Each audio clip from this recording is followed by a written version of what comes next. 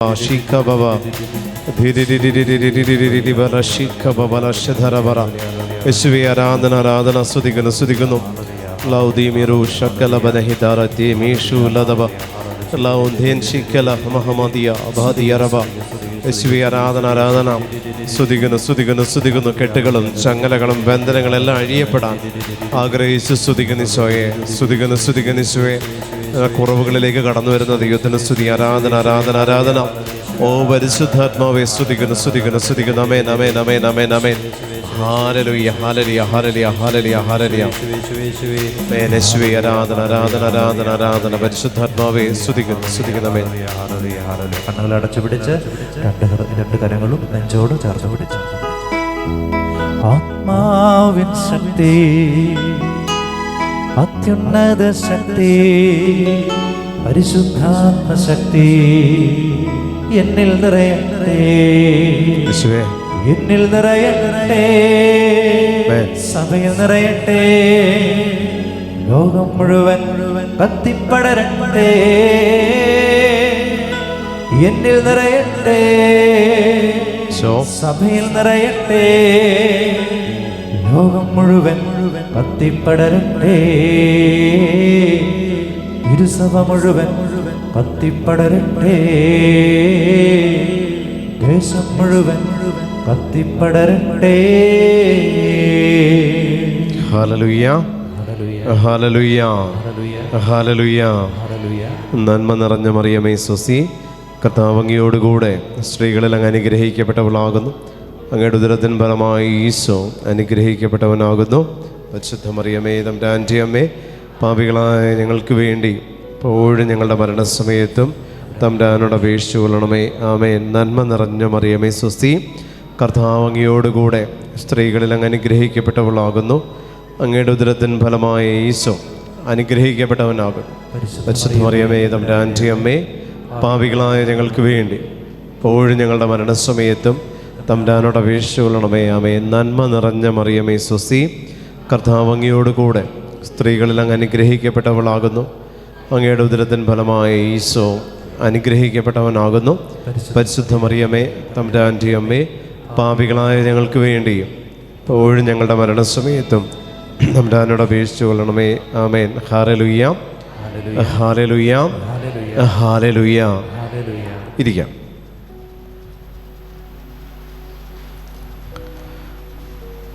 വിശുദ്ധ പൗലോസ് അപ്പോസ്തലൻ എഫേസോസുകാർക്ക് എഴുതിയ ലേഖനം അതിൻ്റെ 4-ാം അധ്യായം 25 മുതലുള്ള തിരുവചനം. വിശുദ്ധ പൗലോസ് അപ്പോസ്തലൻ എഫേസോസുകാർക്ക് എഴുതിയ ലേഖനം അതിൻ്റെ 4-ാം അധ്യായം 25 മുതലുള്ള തിരുവചനമാണ് നമ്മളിപ്പോൾ ശ്രവിക്കുന്നത്. അതിനാൽ വ്യാജം വെടിഞ്ഞ് എല്ലാവരും തങ്ങളുടെ അയൽക്കാരോട് സത്യം സംസാരിക്കണം. നാം ഒരേ ശരീരത്തിന് അവയവങ്ങളാണ്. കോപിക്കാം, എന്നാൽ പാപം ചെയ്യരുത്. നിങ്ങളുടെ കോപം സൂര്യൻ അസ്തമിക്കുന്നത് വരെ നീണ്ടുപോകാതിരിക്കട്ടെ. സാധാരണ നിങ്ങൾ അവസരം കൊടുക്കരുത്. മോഷ്ടാവ് ഇനിമേൽ മോഷ്ടിക്കരുത്. അവൻ ഇല്ലാത്തവരുമായി പങ്കുവയ്ക്കുവാൻ എന്തെങ്കിലും സമ്പാദിക്കുന്നതിന് വേണ്ടി സ്വന്തം കൈകൾ കൊണ്ട് മാന്യമായ ജോലി ചെയ്യട്ടെ. നിങ്ങളുടെ അധരങ്ങളിൽ നിന്ന് തിന്മയുടെ വാക്കുകൾ പുറപ്പെടാതിരിക്കട്ടെ. കേൾവിക്കാർക്ക് ആത്മീയ ചൈതന്യം പ്രദാനം ചെയ്യുന്നതിനായി അവരുടെ ഉന്നതിക്കുതകും വിധം നല്ല കാര്യങ്ങൾ സന്ദർഭമനുസരിച്ച് സംസാരിക്കുവാൻ. രക്ഷയുടെ ദിനത്തിനു വേണ്ടി നിങ്ങളെ മുദ്രിതരാക്കിയ ദൈവത്തിൻ്റെ പരിശുദ്ധാത്മാവിനെ വേദനിപ്പിക്കരുത്. സകല വിദ്വേഷവും ക്ഷോഭവും ക്രോധവും അട്ടഹാസവും ദൂഷണവും എല്ലാ തിന്മകളോടും കൂടെ നിങ്ങൾ ഉപേക്ഷിക്കുവാൻ. ദൈവം ക്രിസ്തു വഴി നിങ്ങളോട് ക്ഷമിച്ചതുപോലെ നിങ്ങളും പരസ്പരം ക്ഷമിച്ചും കരുണ കാണിച്ചും ഹൃദയാർദ്രതയോടെ പെരുമാറുവാൻ. ഹല്ലേലൂയ. എഫെസോസിൻ്റെ 4:25 മുതലുള്ള തിരുവചനം വായിക്കുമ്പോൾ നമുക്കൊരു കാര്യം മനസ്സിലാകും. അതിൻ്റെ ഹെഡിങ് പറയുന്നത് വർജിക്കേണ്ട തിന്മകളെക്കുറിച്ചാണ്. വർജിക്കേണ്ട, ഉപേക്ഷിക്കേണ്ട തിന്മകളെക്കുറിച്ച് പഠിപ്പിക്കുന്നു. നമ്മൾ വീണ്ടും പരിശുദ്ധാത്മാവിനെ സ്വീകരിക്കുന്നതിന് തടസ്സമായിട്ട് നമ്മളുടെ അവസ്ഥകളിലായിരിക്കുന്ന തിന്മകളാണ് നമ്മൾ ചിന്തിക്കുന്നത്. നമ്മളിൽ ആയിരിക്കുന്ന തിന്മകൾ, പരിശുദ്ധാത്മാവിനെ സ്വീകരിക്കുന്നതിന് തടസ്സമായിട്ട് നമ്മളിലായിരിക്കുന്ന തിന്മയുടെ മേഖലകളെക്കുറിച്ചാണ് നമ്മൾ ചിന്തിക്കുന്നത്. പ്രിയപ്പെട്ട ദൈവജനമേ, പരിശുദ്ധാത്മാവ് നമ്മുടെ മേൽ വരും. പരിശുദ്ധാത്മാവിൻ്റെ ശക്തി, അത്യുന്നതൻ്റെ ശക്തി നമ്മുടെ മേൽ ആവസിക്കും. അപ്പോൾ അത്യുന്നതിൻ്റെ ശക്തി നമ്മുടെ മേൽ ആവസിക്കും. പരിശുദ്ധാത്മാവ് നമ്മുടെ മേൽ വരും. അമ്മയോട് പറഞ്ഞതെന്തോ അത് തന്നെ നമ്മളോടും പറയുകയാണ്. അമ്മയോട് പറഞ്ഞത് അതുപോലെ തന്നെ കർത്താവായ ദൈവം നമ്മളോടും പറയുന്നു. പരിശുദ്ധാത്മാവ് നിൻ്റെ മേൽ വരും, അതിൻ്റെ ശക്തി നിൻ്റെ മേൽ ആവസിക്കും. ഞാൻ പറഞ്ഞു, പരിശുദ്ധാത്മാവ് വരുമ്പോൾ നമ്മുടെ ഫിസിക്കൽ ബോഡി, നമ്മുടെ മാനുഷികതയിലുള്ള നമ്മുടെ ശരീരം പാപത്തിൽ നിന്ന് വിട്ടു നിൽക്കും. വിശുദ്ധമായി കാത്തു സൂക്ഷിക്കാനുള്ള കൃപ ലഭിക്കും. അത്യുന്നതിൻ്റെ ശക്തി എൻ്റെ ഉള്ളിൽ പ്രവേശിക്കുന്ന ദൈവാത്മാവിൻ്റെ അഭിഷേകത്താൽ സ്വർഗത്തിലേക്കുള്ള എൻ്റെ യാത്രാദൂരത്തെ ക്ലേശകരമാക്കുന്ന തരത്തിലുള്ളതെല്ലാം കർത്താവ് എടുത്തു മാറ്റാൻ അത് ഉപകരിക്കുകയും ചെയ്യും. Hallelujah, hallelujah. ഈശോയ്ക്ക് കൊടുക്കാൻ നിങ്ങളുടെ കയ്യിൽ എന്തുണ്ടോ അതാണ് പ്രിയപ്പെട്ടവരെ പാപം വെറുത്ത് ഉപേക്ഷിച്ചുള്ള ജീവിതം എന്ന് പറയുന്നത്. ഈശോയ്ക്ക് കൊടുക്കാനുള്ള വിഹിതമാണ്. ഈശോയ്ക്ക് ഈ ലോകത്തിൽ നിങ്ങൾക്ക് എന്തെങ്കിലും കൊടുക്കാൻ ആഗ്രഹിക്കുന്നുണ്ടെങ്കിൽ ഈശോ മറ്റൊന്നും നമ്മളോട് ചോദിക്കുന്നില്ല. പാപത്തെ ഉപേക്ഷിച്ച് പാപത്തെ വെറുത്തൊരു ജീവിതം. പാപത്തെ വെറുക്കുമ്പോൾ ഓട്ടോമാറ്റിക്കലി അവിടെ ഒന്നുമില്ല, പാപമില്ല എന്ന് പറയുന്ന അവസ്ഥയല്ല, അവിടെ ദൈവസ്നേഹം ചാർജ് എടുക്കും. ദൈവസ്നേഹം കുറയുന്നിടത്ത് സാത്താനും ചാർജ് എടുക്കും. അതുകൊണ്ട് ദൈവസ്നേഹം നിറയപ്പെടാൻ നിങ്ങൾ പ്രാർത്ഥിച്ചില്ലെങ്കിലും പാപത്തെ ഉപേക്ഷിക്കാൻ നിങ്ങൾ പ്രവർത്തിക്കുമ്പോൾ അത് മാറുമ്പോൾ ഓട്ടോമാറ്റിക്കലി ദൈവസ്നേഹം നിങ്ങളിൽ നിറയപ്പെട്ടോളും. ഹല്ലേലൂയ. ഇതിൽ പ്രധാനമായിട്ടും പറയുന്ന, അതിനാൽ വ്യാജം വെടിഞ്ഞ് എല്ലാവരും തങ്ങളുടെ അയൽക്കാരോട് സത്യം സംസാരിക്കണം. കാരണം നാം ഒരേ ശരീരത്തിൻ്റെ അവയവങ്ങളാണ്, ഒരേ ശരീരത്തിൻ്റെ അവയവം. ക്രിസ്തു നമ്മളോട് പറഞ്ഞൊരു കാര്യമുണ്ട്, വ്യാജം വെടിഞ്ഞ് എല്ലാവരും അയൽക്കാരനോട് സത്യം സംസാരിക്കണം. സത്യം എന്ന് പറയുന്നത് ക്രിസ്തുവാണ്. അയൽക്കാരൻ എന്ന് പറയുന്നത് എൻ്റെ പ്രാർത്ഥന ആവശ്യമുള്ള വ്യക്തിയാണ്. ക്രിസ്തുവിനെ പറ്റി സംസാരിക്കണം. അതായത് പരിശുദ്ധാത്മാവ് കടന്നു വരുന്നതിനുള്ള തടസ്സങ്ങളിൽ ഏറ്റവും പ്രധാനപ്പെട്ടാണ് യേശുനാമം ഉച്ചരിക്കുന്നതിൻ്റെ ഒരു പ്രാധാന്യം. യേശുനാമം നമ്മൾ ഉച്ചരിക്കുമ്പോൾ നമ്മുടെ സ്വാർത്ഥമായിട്ടുള്ള ആഗ്രഹങ്ങൾക്ക് വേണ്ടിയിട്ടാണ് പലപ്പോഴും നമ്മൾ യേശുവിൻ്റെ നാമം ഉച്ചരിക്കുന്നത്. എനിക്ക് രോഗസൗഖ്യം, എനിക്ക് എൻ്റെ കടബാധ്യത മാറാൻ, എൻ്റെ ആവശ്യങ്ങളിൽ ഇങ്ങനെ യേശുനാമം ഉച്ചരിക്കുന്നതിന് നമുക്ക് നമ്മളിൽ തന്നെ ചില കാരണങ്ങൾ നമ്മൾ കണ്ടെത്തിയിട്ടുണ്ട്. പക്ഷേ ഈശോ പറയുന്നു അയൽക്കാരനോട് സത്യം പറയാൻ, വ്യാജം പറയാതെ സത്യം പറയുക. വ്യാജം പൈശാചികമാണെങ്കിൽ സത്യം വഴിയും സത്യവും ജീവനും ക്രിസ്തു തന്നെ. അപ്പോൾ സത്യം പറയുക എന്ന് പറഞ്ഞാൽ ക്രിസ്തുവിനെ പറയുക, ക്രിസ്തുവിനെ പ്രഘോഷിക്കുക. സത്യം ക്രിസ്തുവാണ്. അതുകൊണ്ട് ക്രിസ്തുവിനെ പ്രഘോഷിക്കുക എന്ന് പറയുന്നത് പരിശുദ്ധാത്മാ ക്ഷണത്തിന്, അതായത് പരിശുദ്ധാത്മാവിനെ ഞാൻ വെൽക്കം ചെയ്യാൻ, എന്നിലേക്ക് പരിശുദ്ധാത്മാവിനെ വെൽക്കം ചെയ്യാൻ ഞാൻ എടുക്കുന്ന എഫേർട്ടാണ് ക്രിസ്തുവിനെ പ്രഘോഷിക്കുക, ക്രിസ്തുവിനെ കൊടുക്കുക. ഈശോയെ കൊടുക്കുന്ന രീതി എന്താ പ്രിയപ്പെട്ടവരെ? ഈശോയിൽ നിന്ന് സ്വീകരിക്കാൻ നമ്മൾ കാണിക്കുന്ന തിടുക്കം ഈശോയെ കൊടുക്കാൻ നമ്മൾ എന്തേ കാണിക്കാത്തതെന്ന് ഈശോ നമ്മളോട് ചോദിക്കുന്നുണ്ട്. ഈശോയിൽ നിന്ന് സ്വീകരിക്കാനുള്ള തിടുക്കം ഈശോയെ കൊടുക്കാൻ നമ്മൾ എന്താ കാണിക്കാത്തത്? ഈശോയെ സ്വീകരിക്കാൻ എനിക്ക് ഇതുണ്ട്, എനിക്ക് ഈ ആവശ്യമുണ്ട്, എൻ്റെ ഈ പ്രശ്നമുണ്ട്, കർത്താവെ നീ വേഗത്തിൽ ഇടപെടണം, വേഗത്തിൽ ഇടപെടണം, എൻ്റെ ഈ കാര്യത്തിൽ കർത്താവെ നീ എത്രയും പെട്ടെന്ന് ഇടപെടണം. നമ്മുടെ ആവശ്യങ്ങൾ അളവില്ലാത്തതാണ്. നമ്മുടെ ആവശ്യങ്ങൾക്ക് ലിമിറ്റേഷൻസ് ഇല്ല, അതിന് ഒരു പരിധി നിശ്ചയിക്കാൻ പറ്റുന്നില്ല. കാരണം ഒന്ന് കഴിയുമ്പോൾ അടുത്തത് ചാർജ് എടുക്കുക, ഒന്ന് ആശ്വാസം കിട്ടി വരുമ്പോൾ അടുത്തതിലേക്ക് നമ്മുടെ കരച്ചിലിന് വഴി മാറ്റി വിടുകയാണ് സാത്താൻ. അപ്പോൾ അതുകൊണ്ട് ഈശോ നമ്മളോട് പറയുന്നു, ദൈവത്തിൻ്റെ പരിശുദ്ധാത്മാവ് നമ്മളിൽ നിറയപ്പെടുന്നതിന് തടസ്സം നിൽക്കുന്ന ഒരു അരൂപി നമ്മളിൽ പ്രവർത്തിക്കുന്നുണ്ടെങ്കിൽ അതാണ് പ്രിയപ്പെട്ടവരെ സത്യം പറയുക എന്ന് പറഞ്ഞാൽ ക്രിസ്തുവിനെ പ്രഘോഷിക്കുക എന്നർത്ഥം. സത്യം പറയുക എന്ന് പറഞ്ഞാൽ ഞാനത് പറഞ്ഞില്ലെങ്കിലും സത്യത്തെ മറച്ചു വയ്ക്കാതിരിക്കുന്നതും ക്രിസ്തുവിനെ പ്രഘോഷിക്കല. നുണ പറയുന്നത്, സാത്താൻ നുണയനും നുണയൻ്റെ പിതാവുമാണെങ്കിൽ ഞാനൊരു നുണ പറയുമ്പോൾ എൻ്റെ പിതൃത്വം ഞാൻ പിശാചിന് കൊടുക്കുകയാണ്. സാത്താൻ നുണയനും നുണയൻ്റെ പിതാവുമാണെങ്കിൽ ഒരു നുണ ഞാൻ പറയുമ്പോൾ എൻ്റെ പിതൃത്വമാണ് ഞാൻ പിശാചിന് കൊടുക്കുന്നത്. ദൈവത്തെ പിതാവേ എന്ന് വിളിക്കാൻ അനുവാദം തന്നപ്പോൾ നിന്നെ വിളിക്കുന്നില്ല, ഞാൻ പിശാചിനെ വിളിച്ചോളാം എന്ന് ഞാൻ പറയാതെ പറയുന്നതാണ് നുണ എന്ന് പറയുന്നത്. ഒരു മാസം നിങ്ങൾ പ്രാർത്ഥിച്ച അഭിഷേകം കെടുത്താൻ ഒറ്റ നുണ മതി. ഒരു മാസം നിങ്ങൾ ചൊല്ലിക്കൂട്ടിയ പ്രാർത്ഥനയുടെ മൊത്തം അഭിഷേകം കെടുത്താൻ ഒരു നുണ പറഞ്ഞാൽ മതി പ്രിയപ്പെട്ടവരെ. ആ രൂപി കാലാകാലങ്ങൾ നിങ്ങളിൽ വസിക്കും. കാരണം പിതാവെന്നാണ് ബൈബിളിൽ നുണയെ പറയുന്നത്. നുണയൻ്റെ പിതാവാണ് പിശാച്, നുണ എന്ന് പറയുന്നത്. അപ്പോൾ അതുകൊണ്ട് തന്നെ ആ പൈശാചികതയെ നിങ്ങൾ വെൽക്കം ചെയ്യുമ്പോൾ നിങ്ങൾ അവനെ, സാത്താനെ അപ്പനായിട്ട് പ്രതിഷ്ഠിക്കുകയാണ്. നിങ്ങളുടെ ജീവിതത്തിൽ അപ്പനായിട്ട് പിശാചിനെ പ്രതിഷ്ഠിക്കുക. പിന്നെ അവൻ എല്ലാ കാര്യത്തിലും നിങ്ങളെ റൂൾ ചെയ്യും, നിങ്ങളെ ഭരിച്ചോളും. നിങ്ങൾ കാണുന്ന, നിങ്ങൾ ഇട്ടിരിക്കുന്ന മുഖംമൂടികളുണ്ട് ഇവിടെ, ഒത്തിരി മുഖംമൂടികൾ ഇവിടെയുണ്ട്. അതായത് കുടുംബത്തിൽ നിങ്ങൾ കാണിക്കുന്ന മുഖമല്ല നിങ്ങളുടെ റിയൽ ഫേസ് എന്ന് പറയുന്നത്. മറ്റുള്ളവർ നിങ്ങളെ നോക്കുമ്പോൾ നിങ്ങൾ കാണുന്ന നിങ്ങളുടെ മുഖമുണ്ട്, അതിനെപ്പോഴും ഒരു പാറ്റേൺ ഉണ്ട്. ആ പാറ്റേൺ വിട്ടുമാറുന്നില്ല. പക്ഷേ ഇതിൽ നിന്ന് മാറുമ്പോൾ നിങ്ങളുടെ സുഹൃത്ത് വലയത്തിനകത്ത് നിന്ന്, നിങ്ങളുടെ ആ ഒരു ഫാമിലി സർക്കിളിൽ നിന്ന്, നിങ്ങൾ മറ്റുള്ളവർ അറിയും എന്ന് പറയുന്ന ആ ഒരു സർക്കിളിൽ നിന്ന് നിങ്ങൾ പുറത്തു വരുമ്പോൾ, നിങ്ങൾ മാത്രമായിരിക്കുന്ന അവസ്ഥയിൽ നിങ്ങൾക്ക് പാപം ചെയ്യാൻ കിട്ടുന്ന അവസരത്തിൽ ആണ് നിങ്ങളുടെ റിയൽ ഫേസ്, നിൻ്റെ തനി രൂപം നീ കാണിക്കുക എന്നാണ്. നിൻ്റെ തനി രൂപം നീ കാണിക്കുന്നത് എപ്പോഴാണ്? ഞാനും നിങ്ങളും അല്ല, ഞാൻ നിങ്ങളെ മാത്രമല്ല, എന്നെ ഉൾപ്പെടെ ഞാൻ പറയുകയാണ്, നമുക്ക് നമ്മുടേതായിട്ടുള്ള ഒരു പാപത്തിൻ്റെ തലം നമ്മളിൽ ഉണരുന്നത് എപ്പോഴാണെന്നറിയോ? ഞാൻ മാത്രമാകുന്ന എൻ്റെ സ്വാർത്ഥതയിലാണ് എൻ്റെ പാപത്തിൻ്റെ തലം ഉണരുന്നത്.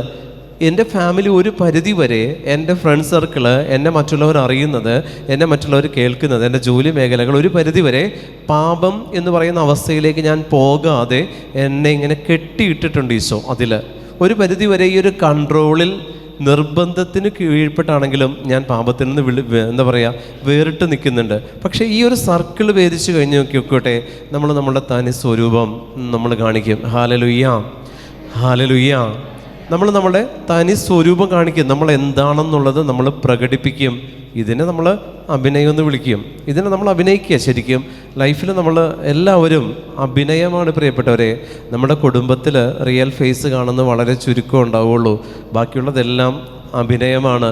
ഈ അഭിനയത്തെ കർത്താവ് മറ നീക്കി പുറത്തു കൊണ്ടുവരുന്നൊരു ടൈമുണ്ട് പ്രിയപ്പെട്ടവരെ. നമ്മളുടെ അഭിനയത്തെ ദൈവമായ കർത്താവ് മറ നീക്കി പുറത്തു കൊണ്ടുവരുമ്പോൾ എല്ലാവരുടെയും മുമ്പിൽ അത് വെളിവാക്കപ്പെടും. ആമേൻ, ഹല്ലേലൂയ. എല്ലാവരുടെയും മുൻപിൽ അത് വെളിവാക്കപ്പെടും. ഈ അഭിനയത്തിൻ്റെ മുഖംമൂടി എല്ലാവരുടെ മുന്നിൽ മാറി വെളിവാക്കപ്പെടും. മറ്റുള്ളവർ കാണുകയും ചെയ്യുന്നതിലൊന്നും ദൈവത്വമില്ല എന്നുള്ളത് നിങ്ങൾ മനസ്സിലാക്കുക. മറ്റുള്ളവർ കാണുകയും നിങ്ങൾ ചെയ്യുന്ന ഒരു പ്രവൃത്തിയിലും ദൈവത്വമില്ല. അതിനകത്ത് നിങ്ങൾ തന്നെ ഇംപ്ലാന്റ് ചെയ്തിരിക്കുന്ന നിങ്ങളുടേതായിട്ടുള്ള ഒരു തനി സ്വരൂപമുണ്ട്, നമ്മളെല്ലാവരിലും ഉണ്ട്. അതുകൊണ്ട് യേശുവിനെ പ്രതി എന്തെങ്കിലും ചെയ്യുന്നുണ്ടോ ഒരാളും കാണണ്ട, നിൻ്റെ അപ്പൻ മാത്രം കണ്ടാൽ മതി. ബെത്സൈദ കുളക്കരയിലെ രോഗിയെ സംബന്ധിച്ച് നിങ്ങളൊന്ന് വായിച്ചോ. 5 മണ്ഡപമുണ്ട് കുളക്കരയ്ക്ക്, 5 മണ്ഡപം. ഈ 5 മണ്ഡപത്തിൽ ഒത്തിരി രോഗികളെ കൊണ്ടുവന്ന് കിടത്തുന്നുണ്ട്.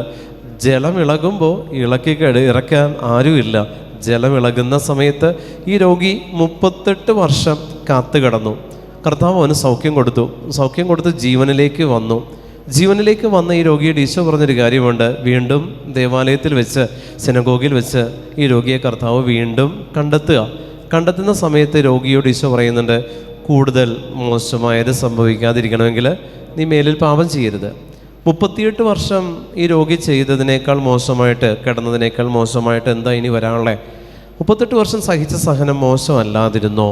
ഈശോ എന്നിട്ടും പറയുന്നത് മോശമായ അവസ്ഥയിലേക്ക് എത്തിയിട്ടില്ല, കൂടുതൽ മോശമായതുണ്ട്. അപ്പോൾ എന്താ റിയൽ ഫേസ്? എന്താണ് പാപത്തിൻ്റെ റിയൽ ഫേസ്? നമ്മൾ ഈ കാണുന്ന ഇപ്പോൾ ഈ 38 വർഷത്തെ നിങ്ങളുടെ സഹനം പാപത്തിൻ്റെ തനുരൂപമാണെന്നാണോ നിങ്ങളുടെ വിചാരം? നിങ്ങളുടെ സഹനത്തിൻ്റെ പൂർണ്ണ രൂപമാണെന്നാണോ നിങ്ങളുടെ വിചാരം? അല്ല പ്രിയപ്പെട്ടവരെ, ഈശോ നമ്മളോട് പറയുന്നു, കൂടുതൽ മോശമായത് സംഭവിക്കാനുള്ള ചാൻസ് ഇനിയാണുള്ളത്. 38 നിങ്ങളുടെ സഹനത്തിൻ്റെ ഒരു കാലയളവ് നിങ്ങൾ പറയില്ലേ, ഇത്ര വർഷമായിട്ട് ഞാനിങ്ങനെയാണ്, ഇത്ര വർഷം കൊണ്ട് ഞാൻ ഇങ്ങനെ സഹിച്ചു, ഇതാണ് എൻ്റെ ജീവിതം എന്നൊക്കെ നിങ്ങൾ പറയുമ്പോൾ ഈശോ നിങ്ങളോട് പറയുന്നു, ഇതല്ല തുടങ്ങാനിരിക്കുന്നതേ ഉള്ളൂ. നിങ്ങൾ കണ്ടതല്ല സഹനം, നിങ്ങൾ ചെയ്തതല്ല പാപം, നിങ്ങൾ ഇനിയും ഇതിന് വലുത് ചെയ്യിക്കാൻ സാത്താൻ റെഡിയാ. അതുകൊണ്ട് ഈശോ നമ്മളോട് പറയുന്നു, വർജിക്കേണ്ട തിന്മയിൽ ഏറ്റവും പ്രധാനപ്പെട്ട ഒരു തിന്മയുണ്ട്. ഈശോയെ ഏറ്റുപറയാത്ത ഒരു തിന്മയുണ്ട്.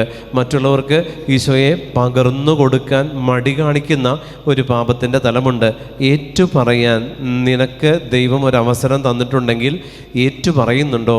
പ്രിയപ്പെട്ട ദൈവജനമേ, ഏറ്റുപറയുന്നിടത്ത് സ്വർഗത്തിൻ്റെ മാലാഖമാർ നിനക്ക് ചുറ്റും ആയിരിക്കുന്നുണ്ട് എന്നുള്ളത് മറക്കരുത്. സ്വർഗത്തിൻ്റെ വിശുദ്ധന് നിനക്ക് ചുറ്റുമായിരിക്കുന്നുണ്ട്. ഏറ്റുപറയണേ, സ്വർഗത്തെ ഏറ്റുപറയണം. സത്യമാകുന്ന ക്രിസ്തുവിനെ ഏറ്റുപറയാൻ മനസ്സ് കാണിക്കണം, ഏറ്റുപറയണം. അവസരം ഈശോ തന്നിട്ടുണ്ട്. ഉപയോഗിച്ചിട്ടുണ്ടോ എന്ന് നമ്മളൊന്ന് ചിന്തിച്ചേ. എവിടെയെല്ലാം ഒരവസരം ദൈവം തന്നിട്ടുണ്ടോ അവിടെയെല്ലാം ദൈവത്തിൻ്റെ പരിപാലന നമുക്കുണ്ട്. ഹല്ലേലൂയ, ഹല്ലേലൂയ, ഹല്ലേലൂയ. ഏറ്റുപറച്ചിലിൻ്റെ പ്രത്യേകത എന്താണെന്നറിയോ പ്രിയപ്പെട്ടവരെ? തിരിച്ചടി ഉണ്ടാകും. കർത്താവിൻ്റെ വേലയ്ക്ക് തിരിച്ചടി കിട്ടാത്ത ഒരു വേലയുമില്ല. ഈശോയ്ക്ക് വേണ്ടി വേല ചെയ്യുന്നുണ്ടോ തിരിച്ചടി പ്രതീക്ഷിക്കണം. കാരണം ആ തിരിച്ചടിയിൽ ആ വേല ചെയ്യുന്ന വ്യക്തിയുടെ കടങ്ങൾക്ക് ഇളവ് കിട്ടും, പാപകടങ്ങൾക്ക് ഇളവ് കിട്ടും. അതാണ് ശുശ്രൂഷ എന്ന് പറയുന്നത്. തിരിച്ചടി കിട്ടണം. കർത്താവിൻ്റെ വേല ചെയ്യുമ്പോൾ സഹനങ്ങളില്ലാത്തൊരു വേലയില്ല. സഹനങ്ങൾ ഉണ്ടാവണം. ഈ സഹനങ്ങൾ തിരിച്ചു കിട്ടണം. വേല ചെയ്താലും നന്മ തിരിച്ച് കിട്ടരുത്. കർത്താവിന് വേണ്ടി ചെയ്യുന്ന പ്രവൃത്തിയിൽ നന്മ തിരിച്ച് പ്രതീക്ഷിക്കുന്നുണ്ടോ? ശുദ്ധീകരണ സ്ഥലത്തെ കാലയളവ് കൂടും. കർത്താവിന് വേണ്ടി നിങ്ങളൊരു വാക്ക് പറയുമ്പോൾ നിങ്ങൾക്കെതിരെ തിന്മയാണോ വരുന്നത്? നിങ്ങളുടെ പാപകടങ്ങളിൽ നിങ്ങൾക്ക് ഇളവ് കിട്ടാനുള്ള ചാൻസാണ്. യൂസ് ചെയ്യണോ അത്?